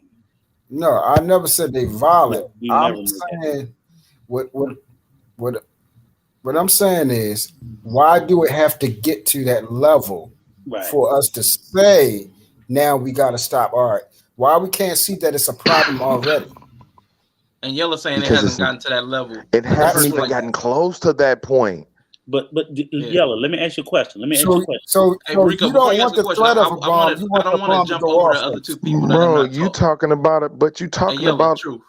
God, Yellow and Truth. Hold up. Okay, all right. Because we keep going sidebar, but we're skipping people. Like I want You right. Marcus to get My in the fault. I Queen, and if we apologize. need to go down that rabbit hole, we can. I'm sorry, I got lost in the conversation. What was the question again? My apologies. Yeah, that's Keep what I'm up. saying. We Keep were talking up. about free speech, the right My to free bad. speech, being able to say Okay. everything, say anything, everything is permitted. And real quick, shout out to Sim and RRP. Thanks for popping in. But go ahead, Marcus, and then Queen, and then we'll come back down the rabbit hole if we need to. So the question is about free speech and making sure it's viable and it's okay to be said. Is that the whole point of the question? Yeah, like, Okay. do you think everything should be permitted, or it should, you know what I'm saying? Like, I mean, because some people are advocates. Like, it's online. You can walk away. You can turn the TV off. You can turn the channel. So you're not mandated to hear the message. So no matter how gross the message is, you have the opportunity to walk away from it. Nobody's binding you to it. You know what I'm saying? So Hmm. with that being said, should free speech even like should we even be worried about some of the things we're worried about if everybody has the ability to never hear the message if they don't want to? I think it's fine. I think that's one of the beauties and one of the benefits and perks of living in a first world country like America. And it's I, I'm a military veteran, so it would be asinine and incorrect for me to say, oh, take away free speech. And I laid down my life to make sure that individuals like ones here in this panel are able to have it. So um, yeah, and free speech is fun as long as there's no self harm and there's no message of harm and violence. But it's sad because on the opposing, you know, I don't want to move the goalposts, but on the opposing side, the feminism and all that, there's a lot of hate speech and there's a lot of verbal, physical violence, stuff like that that's being held on against men. So I got to worry because I got nephews. There's people that are out there that have sons as well, and then you have daughters too. So you don't want to have your children, be susceptible to that, and them becoming a victim of it in any other way. So I believe in free speech. Yes, it should be endorsed and pushed more. But we also have a responsibility for what we say. However, it's also up to the listener. So yeah, that's what I gotta say. Appreciate you. And Queen, are you a free speech advocate, and do you have a line with that? Um,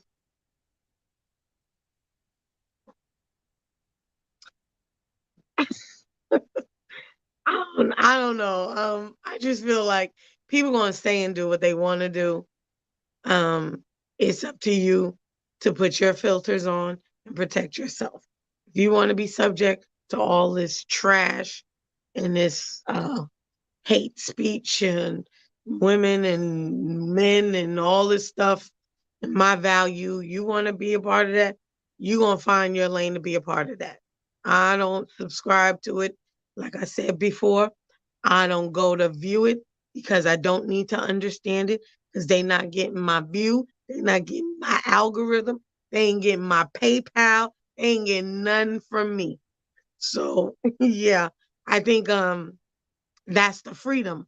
We can say what we want to say, but at the same time, in all freedoms, there are consequences. So you say what you want to say, but there's going to be consequences. And are you going to be able to man up or woman up and be responsible and take responsibility for those consequences? That's all I'm saying.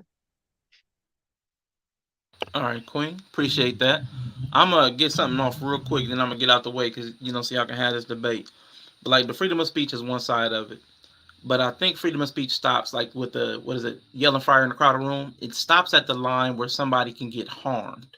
It stops at the line of liability for damages, property damages, damages to life. That's the legal, the line where that the freedom of speech tends to stop. You're free up until the point where you're causing property damage or personal damage. So if that's the line, do you think that the line in this generation or whatever this level of society technology, do you think the line of damage has shifted so that people are damaged more easily? So like Yella talked about the line of offense, have we moved the line from damage to feelings?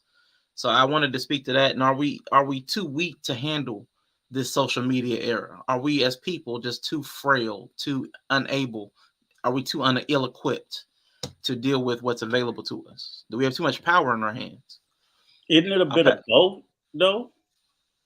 Isn't it a bit of both? Because I agree 100% with Yella that people are more easily offended, but I also agree that people are also far more offensive. So I think it's a bit of both. You know what I'm saying? Because so the line moved in both directions. Because people will say shit now out of their mouth that they never used to say in the past. People were more civil. People were more respectful. People just would not sit there and the anonymity of the internet and so on and so forth and all these different platforms and the way people behave. So yes, I absolutely do believe people are more easily offended. But I also absolutely believe that people are also more offensive. Real quick, do you think one caused the other? Do you think the level of offense caused the offendedness? That's tricky. It's the chicken or the egg first. It's like, was people more offensive, making people more offended, or people more offended, making more people? I think you can't say that yes, I do believe, yes, we got more snowflakes, but we got a lot more assholes. We got both. So where people were here, people didn't.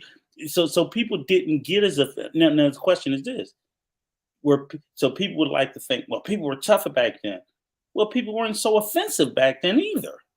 They didn't have as much to be tough about.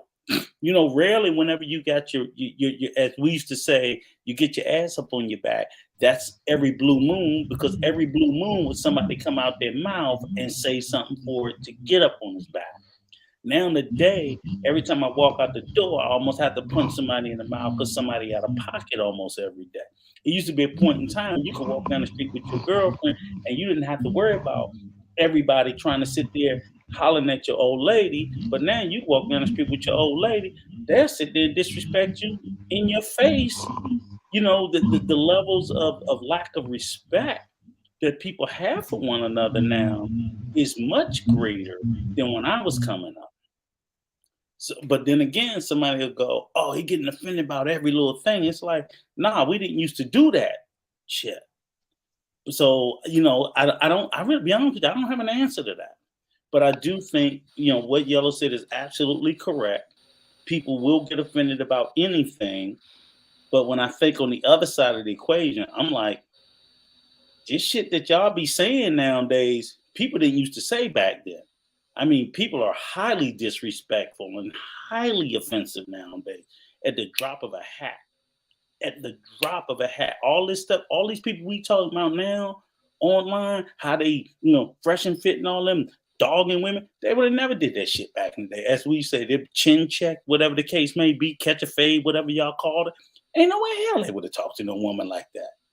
They'd have got stomped out. But the bottom line is, dudes can do that now, and almost any random dude feel like they can do it. But you didn't move like that back then. You got dealt with. So I don't know. But you gotta play that into your head that for the level of people being offended, has the level of offensiveness risen with it. So the offended has went up here. The offensiveness, somebody's on the other side of that offended. Now, I do think that some shit people are whining about is unnecessary. But even that stuff, it's like, dude, why'd you even have to say that? You knew they was gonna cry. Oh man, I'm like, yeah, but see, back then we just wouldn't even say it because we know they're gonna cry. So why you gotta it's like I used to tell my kids, Dad, I'm like, and I would tell the one like, look, you know he'll cry, baby, but then I'm like, why you keep fucking with him? Leave him alone. I don't even want to hear this. Oh, he's just a crybaby. He might be, but leave him alone. You ain't got to poke at him because you know he a crybaby. Stop it. You know what I'm saying? So it's like you. So it's weird. I didn't think about that, but that's a good point. I don't know. We just kind of fucked up. That's the best way I can explain it. Maybe Yellow can drop some knowledge on it. Yeah. Are we too weak? Do we have too much power that we're not responsible for? Are we too weak to handle this social media? Like when Rico said, I don't know that people really change. I think maybe we're just seeing more of it. I mean, but what do you think? What's your thoughts?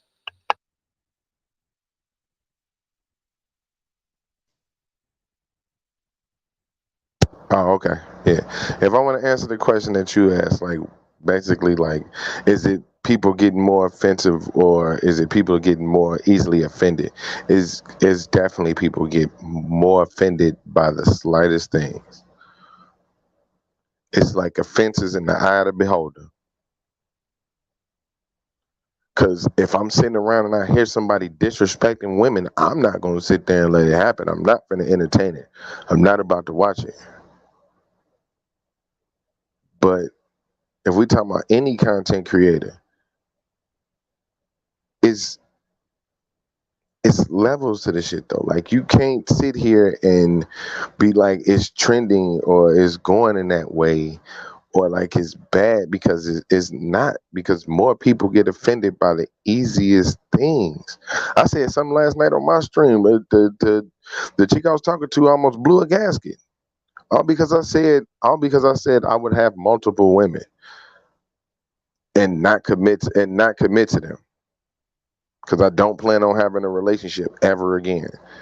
She blew a gasket. Oh, you just gonna treat women for sex like that? No. I'm just gonna have sex with them without a commitment, and they ain't gonna know about it. Now, anybody who heard that didn't hear it in context is gonna be like, he hate women. They just only use them for their body. Shame him. Cancel him. But at the same time, did I say anything wrong? No. I didn't jump off I didn't tell nobody to go harm themselves. I didn't tell nobody they're worthless. I didn't tell nobody to none of that. So you can't try to cancel somebody off speculation of what they might do, of what's possible because it's not. That's where the problem lies. You know what I mean? Because it's too much focus on the people that don't make you feel good. The truth ain't supposed to make you feel good. You know what I'm saying? The truth is supposed to hurt sometimes. If I'm sitting here and I'm talking to this chick and she asking me all these things, but she telling me all these things that's wrong with her, when I'm supposed to ignore the fact that she just told me a bunch of stuff that's wrong with her and just tell her, you got a queen, manifest it. Cause then what good am I doing to her by lying to her?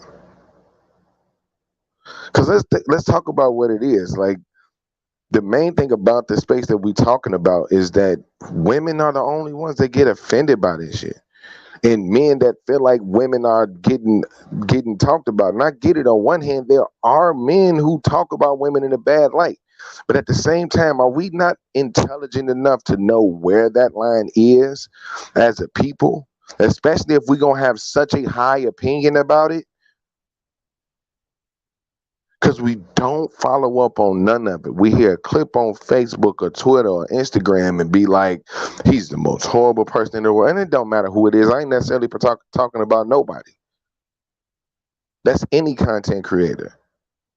That's Joe Rogan. That's female content creators. You know what I'm saying? That's anybody. Yo, I can listen. Me personally, I can listen to anybody. regardless of their overall hatred for anybody. And if I hear even a glimpse of anything you said that made sense just a little bit, I can give you credit for that little bit of what you said that made sense. I can still be like, you a piece of shit. But, because you know what I'm saying? I'm not gonna, I can't force myself to dislike you because I just need to dislike you because somebody else told me to. I'll figure out my own reason why I need to dislike you. Or I'll just be neutral. Or I'll rock with you. That's the problem. People just don't know how to be neutral about stuff. That's what I am. I'm neutral. Neutral to the core. I'm so more neutral on the message now, man. Like I be trying to tell women, like, validation don't require trauma. You don't need to go up there and prove nobody wrong. If you that, then what are you doing? He not talking to you. But instead, we got to deal with the ones who fall in the category. That's what I'm saying. It's the truth. I think the truth offends more people than anything, and that's on both sides. That's for anybody. Okay, but Yella, if you agree that more people are offended, you do admit we've become as a society more offensive than we have been in the past a little bit.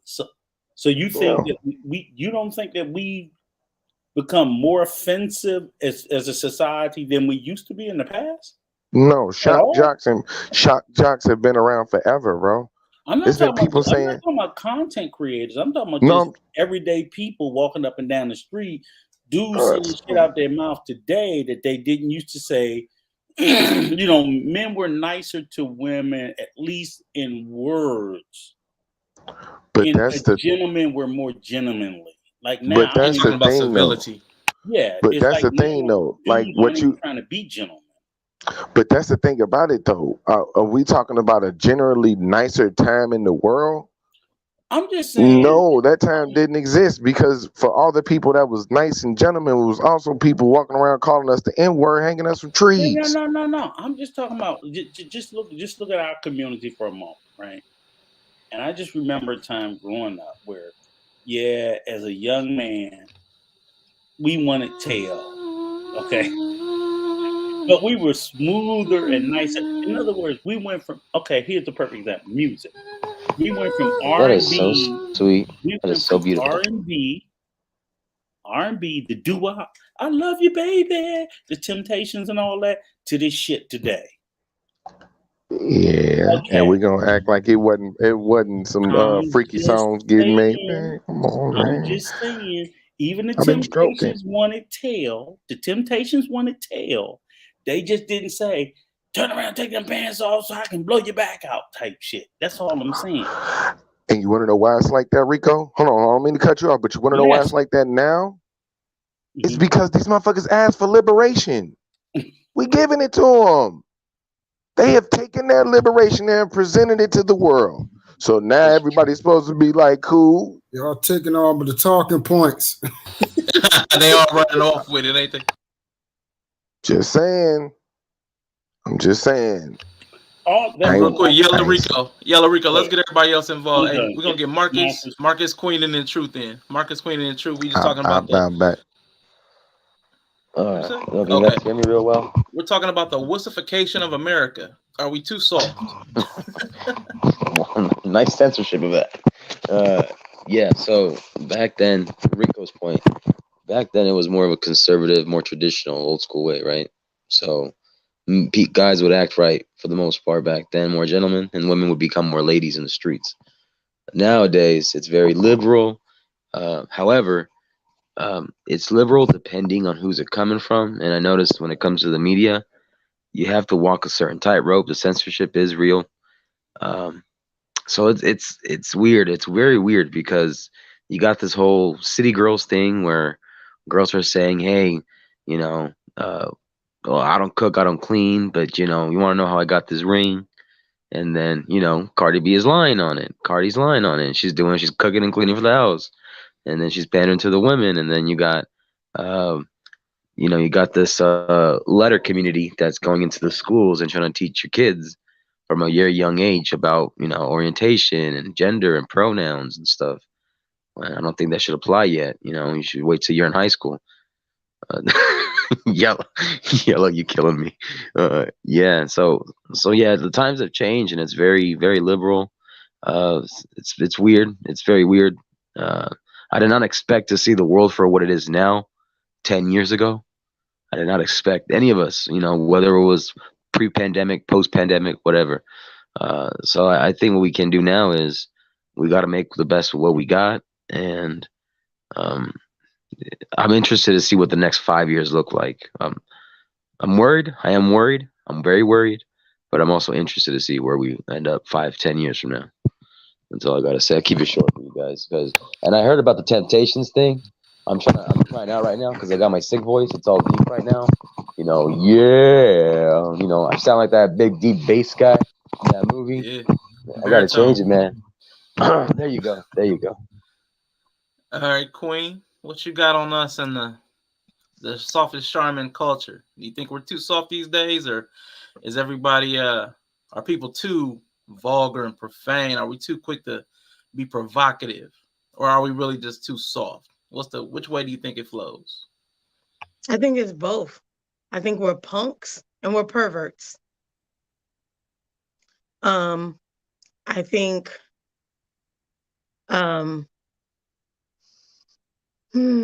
we like, I don't get it.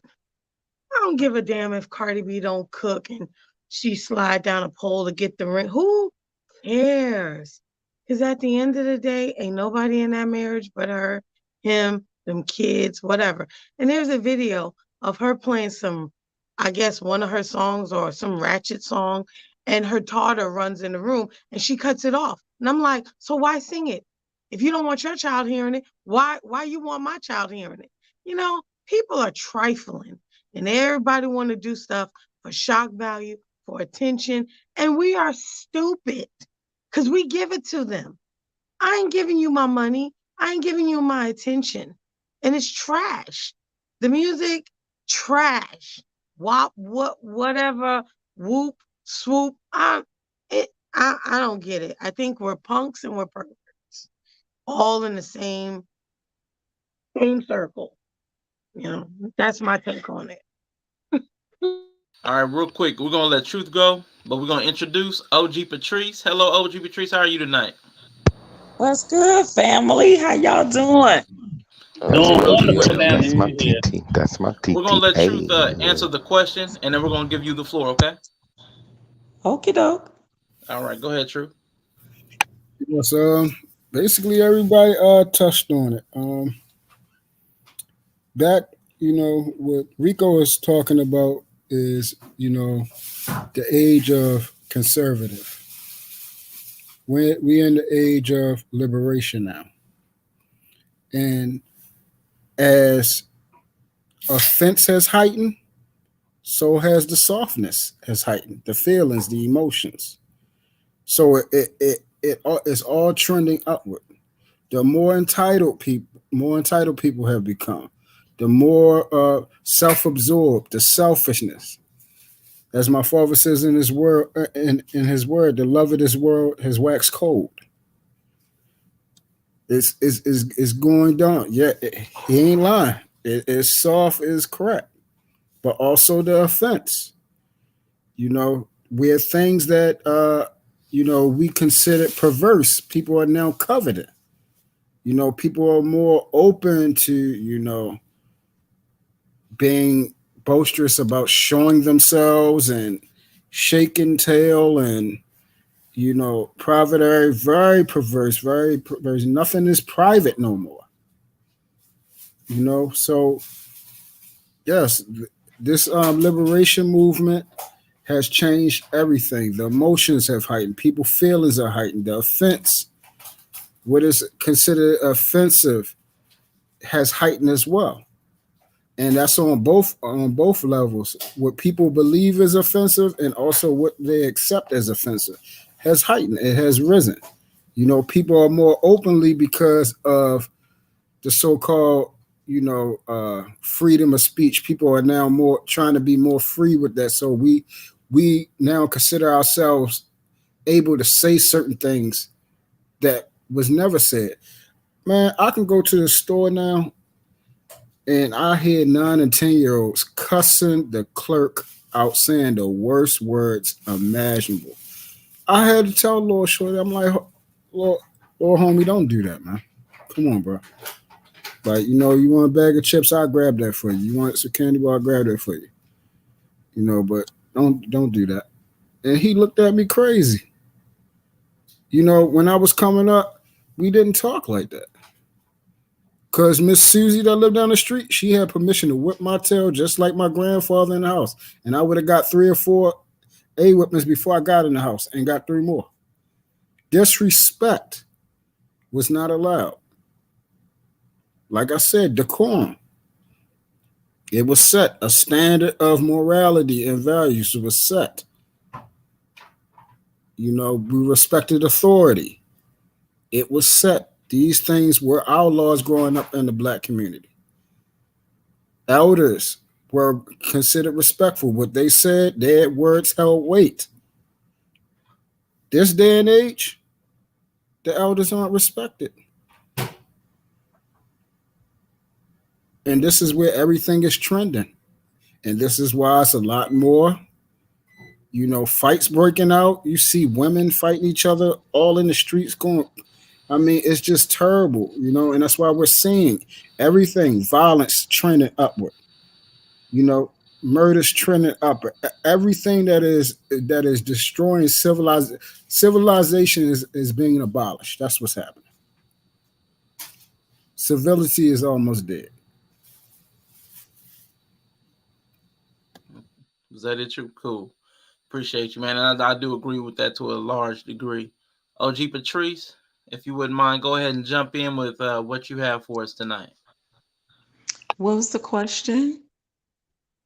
We were talking about the dynamics of free speech, and then the second question, the second part that we were just talking about was like, are we a more soft, like emotionally sensitive culture right now? Are we too sensitive for like the being able to handle social media and television and radio?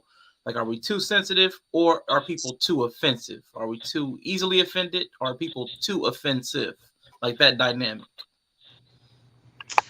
Oh,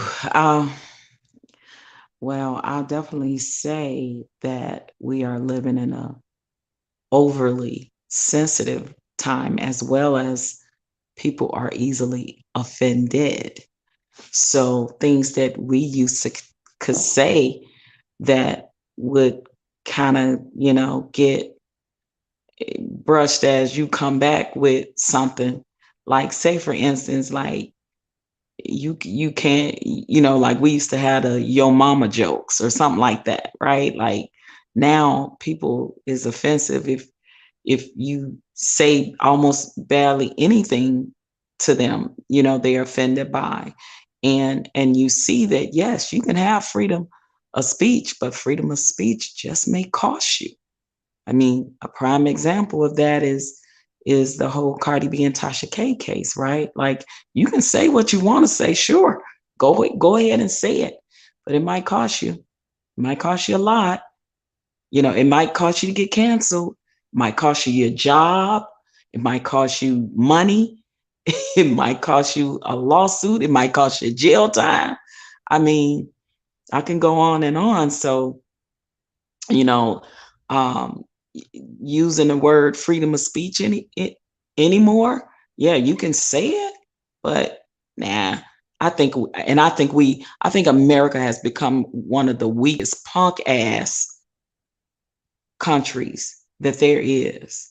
We have no little to none backbone when it comes to fighting for what's right, fighting for just us as a people. We're so freaking divided as a unit. We're literally clinging on by a thread. We are on fucking life support, and hardly anybody gives a damn. The have-nots trying to get, they keep getting stepped on. The fucking haves don't give a shit about the have-nots. It's just fucked up in America. Okay? And we are the most selfish, self-centered, self-absorbed people ever. And that's why we ain't got shit. We ain't gonna have shit. If we keep on doing this, we gonna continue to not be shit when it comes to other people and their opinions about us, because they are looking at us with a fine tooth comb and they saying, look at them. We are the fucking laughing stock of other countries today because we don't have our shit together. We so busy fighting with each other. If it was a goddamn revolution, we would know what the fuck to do. Excuse my French. But we wouldn't know what to do. We ain't ready. We ain't ready. Already passed that. You already passed up. Pardon my French. I'm sorry, Yeah, but like I'm we- so sick and tired of being sick and tired. We ain't ready. All we want to do is pound on and dog on and bash on each other. Mhm. That's all we want to do. And the shit is pathetic and it's sickening, and I'm sick of it. I'm sick of it. I've never been more ashamed to be an American citizen, tax-paying citizen. We get already treated with no fucking disrespect, no respect at all from all other races or counterparts, and then look how we treat each other. So how you think we expect them to treat us? Well, we don't even know how to treat each other. We don't do nothing but disrespect each other, talk about each other, dog each other out, step on each other, stab each other in the back. That's all we do. So why should we get mad when the next man do that? Why? See, it's expected from our white counterparts, but it's way more worse when we do it to each other. See, we got all the fucking smoke for each other, but we ain't got it for the ones we really need to be mad at. So let's just so the easy way out is to bash each other, see, because we have no power over the ones who we really need to be bashing at. So what is it about at the end of the day? What are we gonna do, Black people? What are we gonna do? Are we gonna continue to be last on the totem pole for every damn thing? Because don't nobody else respect us as a race of people. We see that now. Anything we say gets shut down, we get canceled, we get all kinds of shit when they don't like what we say. But they can say any goddamn thing they want about our race and we don't do shit. All we want to do is kumbaya with motherfuckers. That's all we want to do. Oh, it's all right. They sorry. I'm so sick of kumbaya and I don't know what to do. When we gonna have some goddamn balls? It's pathetic. We got all the smoke for each other, but you got people like Zimmerman. Still, where he at, y'all? Where he at? Still walking. You got all the smoke. Where's the ones that killed Tamir Rice? Where's the one that killed Sandra Bland? We got all the smoke for each other, y'all. We ain't got no smoke for these people that's killing our people. So when it comes to that, y'all can miss me with the bullshit because I fight. I fight. I'm in meetings. I'm on panels. I'm trying to get my people to come up and say, look, let's fight for this reparations. We got a chance, y'all, and I got to fight my own goddamn people. I'm sick of fighting my people. It's pathetic. And it's getting us nowhere. What we gonna do, Black people? Are we just gonna continue to talk, not have solutions and not come with solutions? Are we gonna continue to not be in the rooms we need to be in? Are we gonna continue to not vote? Are we gonna continue to just keep on allowing the bullshit? So that's my question. What we gonna do? OG. I'm sorry, I just No, that was good. That was appreciated. What I want to do though, because my last question, I have one last question I wanted to ask, and I'm gonna go ahead and start with you because you were already on that path. And Summerman's Pies brought it up. And it's the last part of it. Who's benefiting from all this though? Because we know better. So why aren't we doing better?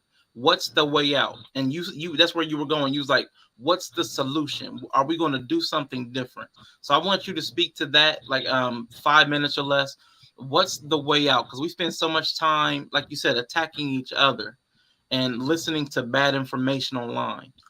For the common viewer, like I'm just a regular YouTube viewer, and I'm listening to a lot of different things, and they're conflicting and they're arguing and they're beefing, but I want to do better. What's the way out for me? Speak to that, and that'll be the and then shout out your socials and everything. We gotta first do better by ourselves, right? Because it starts with us. Starts with the man in the mirror. What are you doing to do better in your homes? To be a better man, to be a better woman, to raise better children. What are we doing there first? Then second, what are you doing in your community? What are you doing? Are you showing up at meetings? Are you exercising your voting rights and voting locally so the things that can change your community? Are you actually confronting these politicians that you're voting for? Or are you not voting but complaining about every damn thing? See, ain't nothing gonna change until we change. And what we've been doing ain't been working for us, Black people. We gotta stop going for the fucking shiny object, carrot, charismatic bullshit talk that these politicians give us all the time for free 99, and we give them our votes and they give us jack shit. How about that? So can we do something different? Because obviously what we doing with the voting part ain't working for us either. Can we come with a black agenda, Black people? Can we go to meetings and have a Black agenda and address these politicians and say, look, this is what I want to see happen in my community? How can I be a part of making this happen? If you want my vote, can we have this done and that done? Are we doing that? I know I am. Are we showing up at these damn meetings, guys? Because ain't nothing going to change until we change. If we keep voting for the same people that promise us the bullshit, all they got to do is tell us, if you don't vote for me, you ain't Black. Or now I'm Black now because I wear chucks and pearls and I went to a HBCU, so I'm Black. I'm Black until I ain't Black no more. Then I'm Black when I need to be Black. And we fall for that shit every goddamn gone time.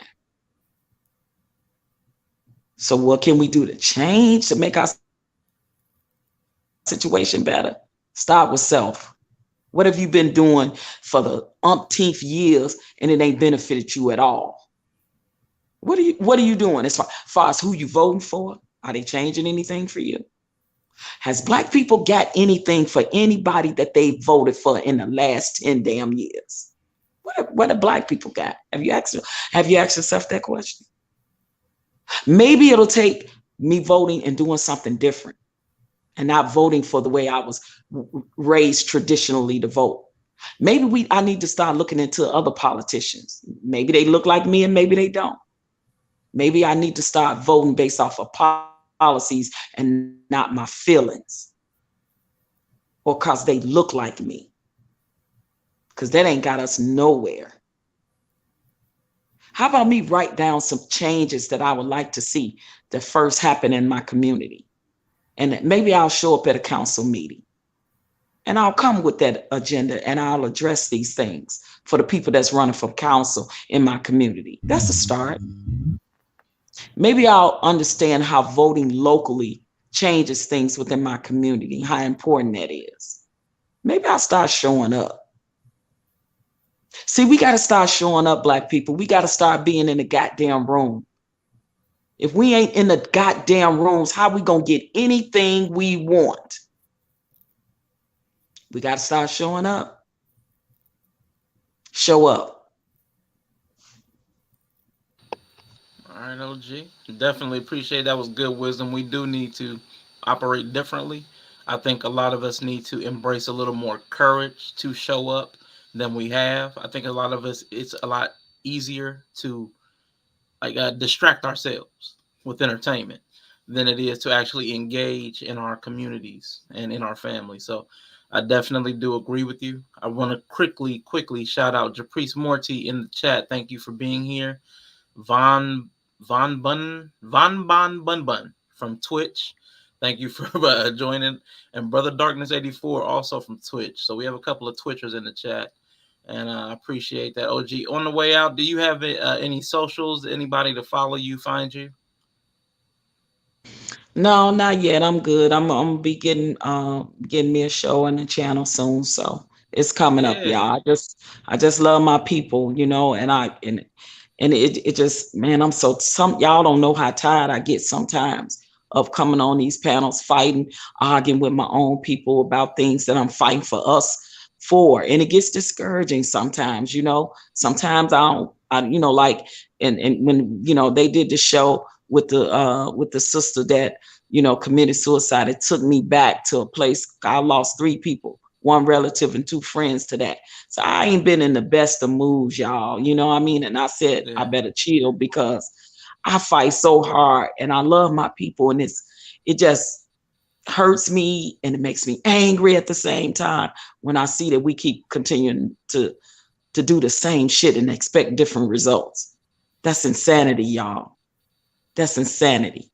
We got to stop it. Definitely. We sending love out to you because we definitely care and love you in these spaces. Your energy is always wonderful and appreciated. Condolences to the family members and friends that you've lost along the way. Please don't be discouraged in the struggle, because we do need voices like yours to pull us forward when we're ready to stall out. So whenever you get your channel up and going, please, we do need that. We do need that encouragement, because a lot of us younger folks that never saw the struggle, we don't have a connection to it.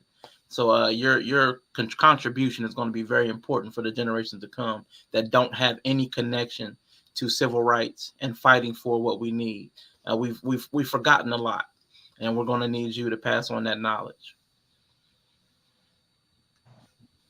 Thank you. I appreciate that. And I want to wish everybody a happy 2/2/22 and a happy Black History Month. And listen, Black history is American history, y'all. It's more American history than goddamn apple pie that they talk about. So let's represent that.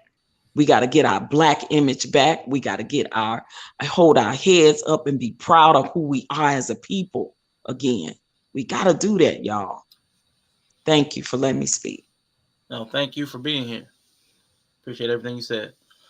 Marcus, we're going to go to you, then Queen, and then Truth. If you could just answer that last question from Bring It Back Up, Summerman's Pies. Like, what's the way out? And what I really wanted to couch that in, like, as content creators and then as viewers, like, give your best advice. You know, like, best practice. What would you suggest for content creators to be responsible? And then the same thing for viewership. What's our way out of our current situation of placing blame on each side? Again, Marcus, and then Queen, and then Truth. I think the best way is to literally just explain it down to the narrow, be detailed as possible in the video. That way, you can do a fair, you can do a certain, you got to add the context to how you're going to explain it. So that way, when people listen to your advice, you know, hey, just for the record, I don't want you to literally do it like this or take it to the extreme when you're listening and you're the audience. I think that's the best way to do it. And if they choose to still twist it in their own way, then that's on the individual. And unfortunately, that's just the way that it is. You know, people are gonna take it that way, and it's hard. Like it sucks because it you know, you guys have brought up good points. OG Patrice went on her tangent, which is a viable, good tangent, because I loved it. I loved everything OG Patrice said. And yeah, I don't know. It's hard because you want to make sure you give people the best of the advice, and give them some wisdom so they can learn from your own mistakes. But it's hard because, like Yella and everybody else was saying earlier, people are going to want to hear what they want to hear, and they're going to want to make an excuse to how they can twist it and how they can benefit from it. So that's all I got to say. All right, Marcus. Where can people find you? Do you have any socials you want to shout out? Are you doing anything on YouTube or Twitch? Anything? Well, right now I'm not even able to go to work because I get gotten sick. So I'm still waiting for my test results. But yeah, right now on social media, you can give me a Instagram Marcus_Anthony_1812. You can hit me up on my email as well, Mark Rodriguez 117 at yahoo.com. I'm going to be collaborating with more content creators coming up soon about things that are happening in both sides of the border of Mexico and here in America, how it's affecting our communities and much, much more, the politics of it. And shout out to everybody here on the panel. I appreciate it. I do have to go, though, but I appreciate everything you guys have done, a great discussion. I got to drink my medicine. Under the weather. I shout out to OG Patrice, shout out to Yella, shout out to R'Shaun, shout out to Uncle Rico, shout out to Truth, shout out to Queen, and much love and prosperity to all of you. And I hope the best is yet to come. Shout out to you too, Marcus. Off your ass. Salute, Marcus. I got you. Thank you so much. I gotta take care, guys. Yeah. All right, Queen. What do you have for us tonight? I think we just gotta do better. It's overwhelming because so many of us are distracted by the wrong things. So the impact and change I'm trying to make is each one teach one. That's my motto. I can't take everyone with me, but I can influence and impact or leave a little nugget in your lap. And if you choose to use it, it's on you. So, but I think I think OG Patrice is right. Like not doing things out of emotions, but really understanding what people stand for and doing your due diligence to find out, especially when it comes to politicians and community leaders, really finding out which ones are doing what they need to do and actually walking the way they need to walk. So, and supporting them, being more politically correct. I think I've been just like, okay, I'm just going to give the Black vote. But I think, I got to do my due diligence. So, yeah, that's what I think. Appreciate you, Queen. Do you have any socials you want to shout out? You can find me on Instagram, Queen502K. And yeah, you see me here, and I support knowledge and relationships and every other platform. And OG Patrice, when you get yours, I'll be on there too. Okay? Beautiful. Thank you, Queen. Hey, I real appreciate quick, that.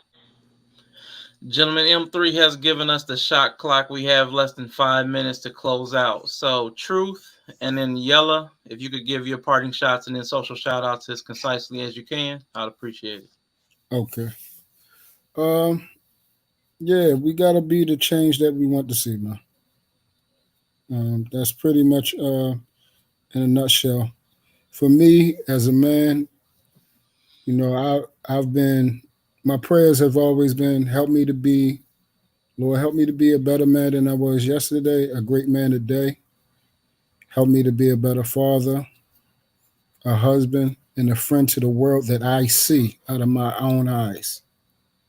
And that world is different, is a different view and a different lens out of everyone else's eyes. What you see out of your eyes, that's the world that you encompass. So I want to be beneficial. I want to be a friend. I want to have a long-lasting effect. I want my name to mean something when I pass. And that's the type of change that I want to have an effect on. That's the type of change that I want to create. And in order to be that, I have to become that within inside myself. It starts with me. It starts with self-accountability. It starts with mirroring up. It starts with critiquing myself daily, becoming what I prayed for, allowing the Lord to humble me, submitting to his wisdom, his guidance, and be willing to change, be transformed. And again, I'm a man of integrity. Like OG Patrice said, we got to get out of these habitual, scenarios. We got to stop being insane. If we want to change, we got to create change. That's the only constant in life is change. And somehow we have become very repetitive in destroying ourselves. And that sentiment travel in our daily lives all the way over to YouTube, because YouTube have become a daily thing that we have incorporated in our lives. Look, we tune into YouTube, Monday through Sunday.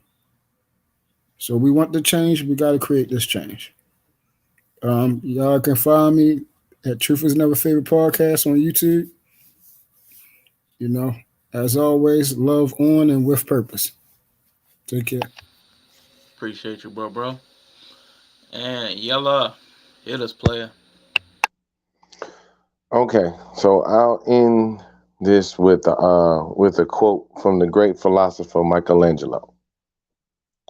Wise men say forgiveness is divine, but never pay full price for late pizza. Y'all make sure y'all love everybody, all right? Be cool. Make sure y'all, you know what I'm saying? Just stay positive. Try and, you know what I'm saying? If it's any way out, though, for real, we got to do exactly how OG said, y'all. We got to get a little more detailed in the places where we not being let in. You know what I'm saying? So speak up a little more, be a little more compassionate to the next person, and we'll revisit this again. You know what I'm saying? But if you want to follow me at you can actually come find me on twitch.tv Y3LLA_. Mondays, Wednesdays, and Fridays at 11. I actually push my show back so I can come do this because I'm with this platform success and I want to see y'all successful. You know what I'm saying? So if y'all want to come check me out. Probably finna rock out a little bit. Until then, y'all, shout out to Rico, shout out to R'Shaun, TT, that's my TTOG.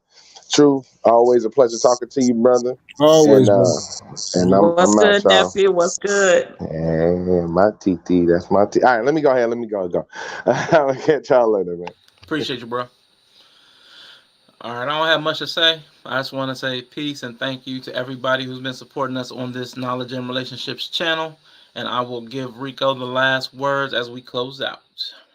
I'll just momentarily say thank you for each and every person who came and showed up and cammed up and supported me and R'Shaun. We could not do this without you.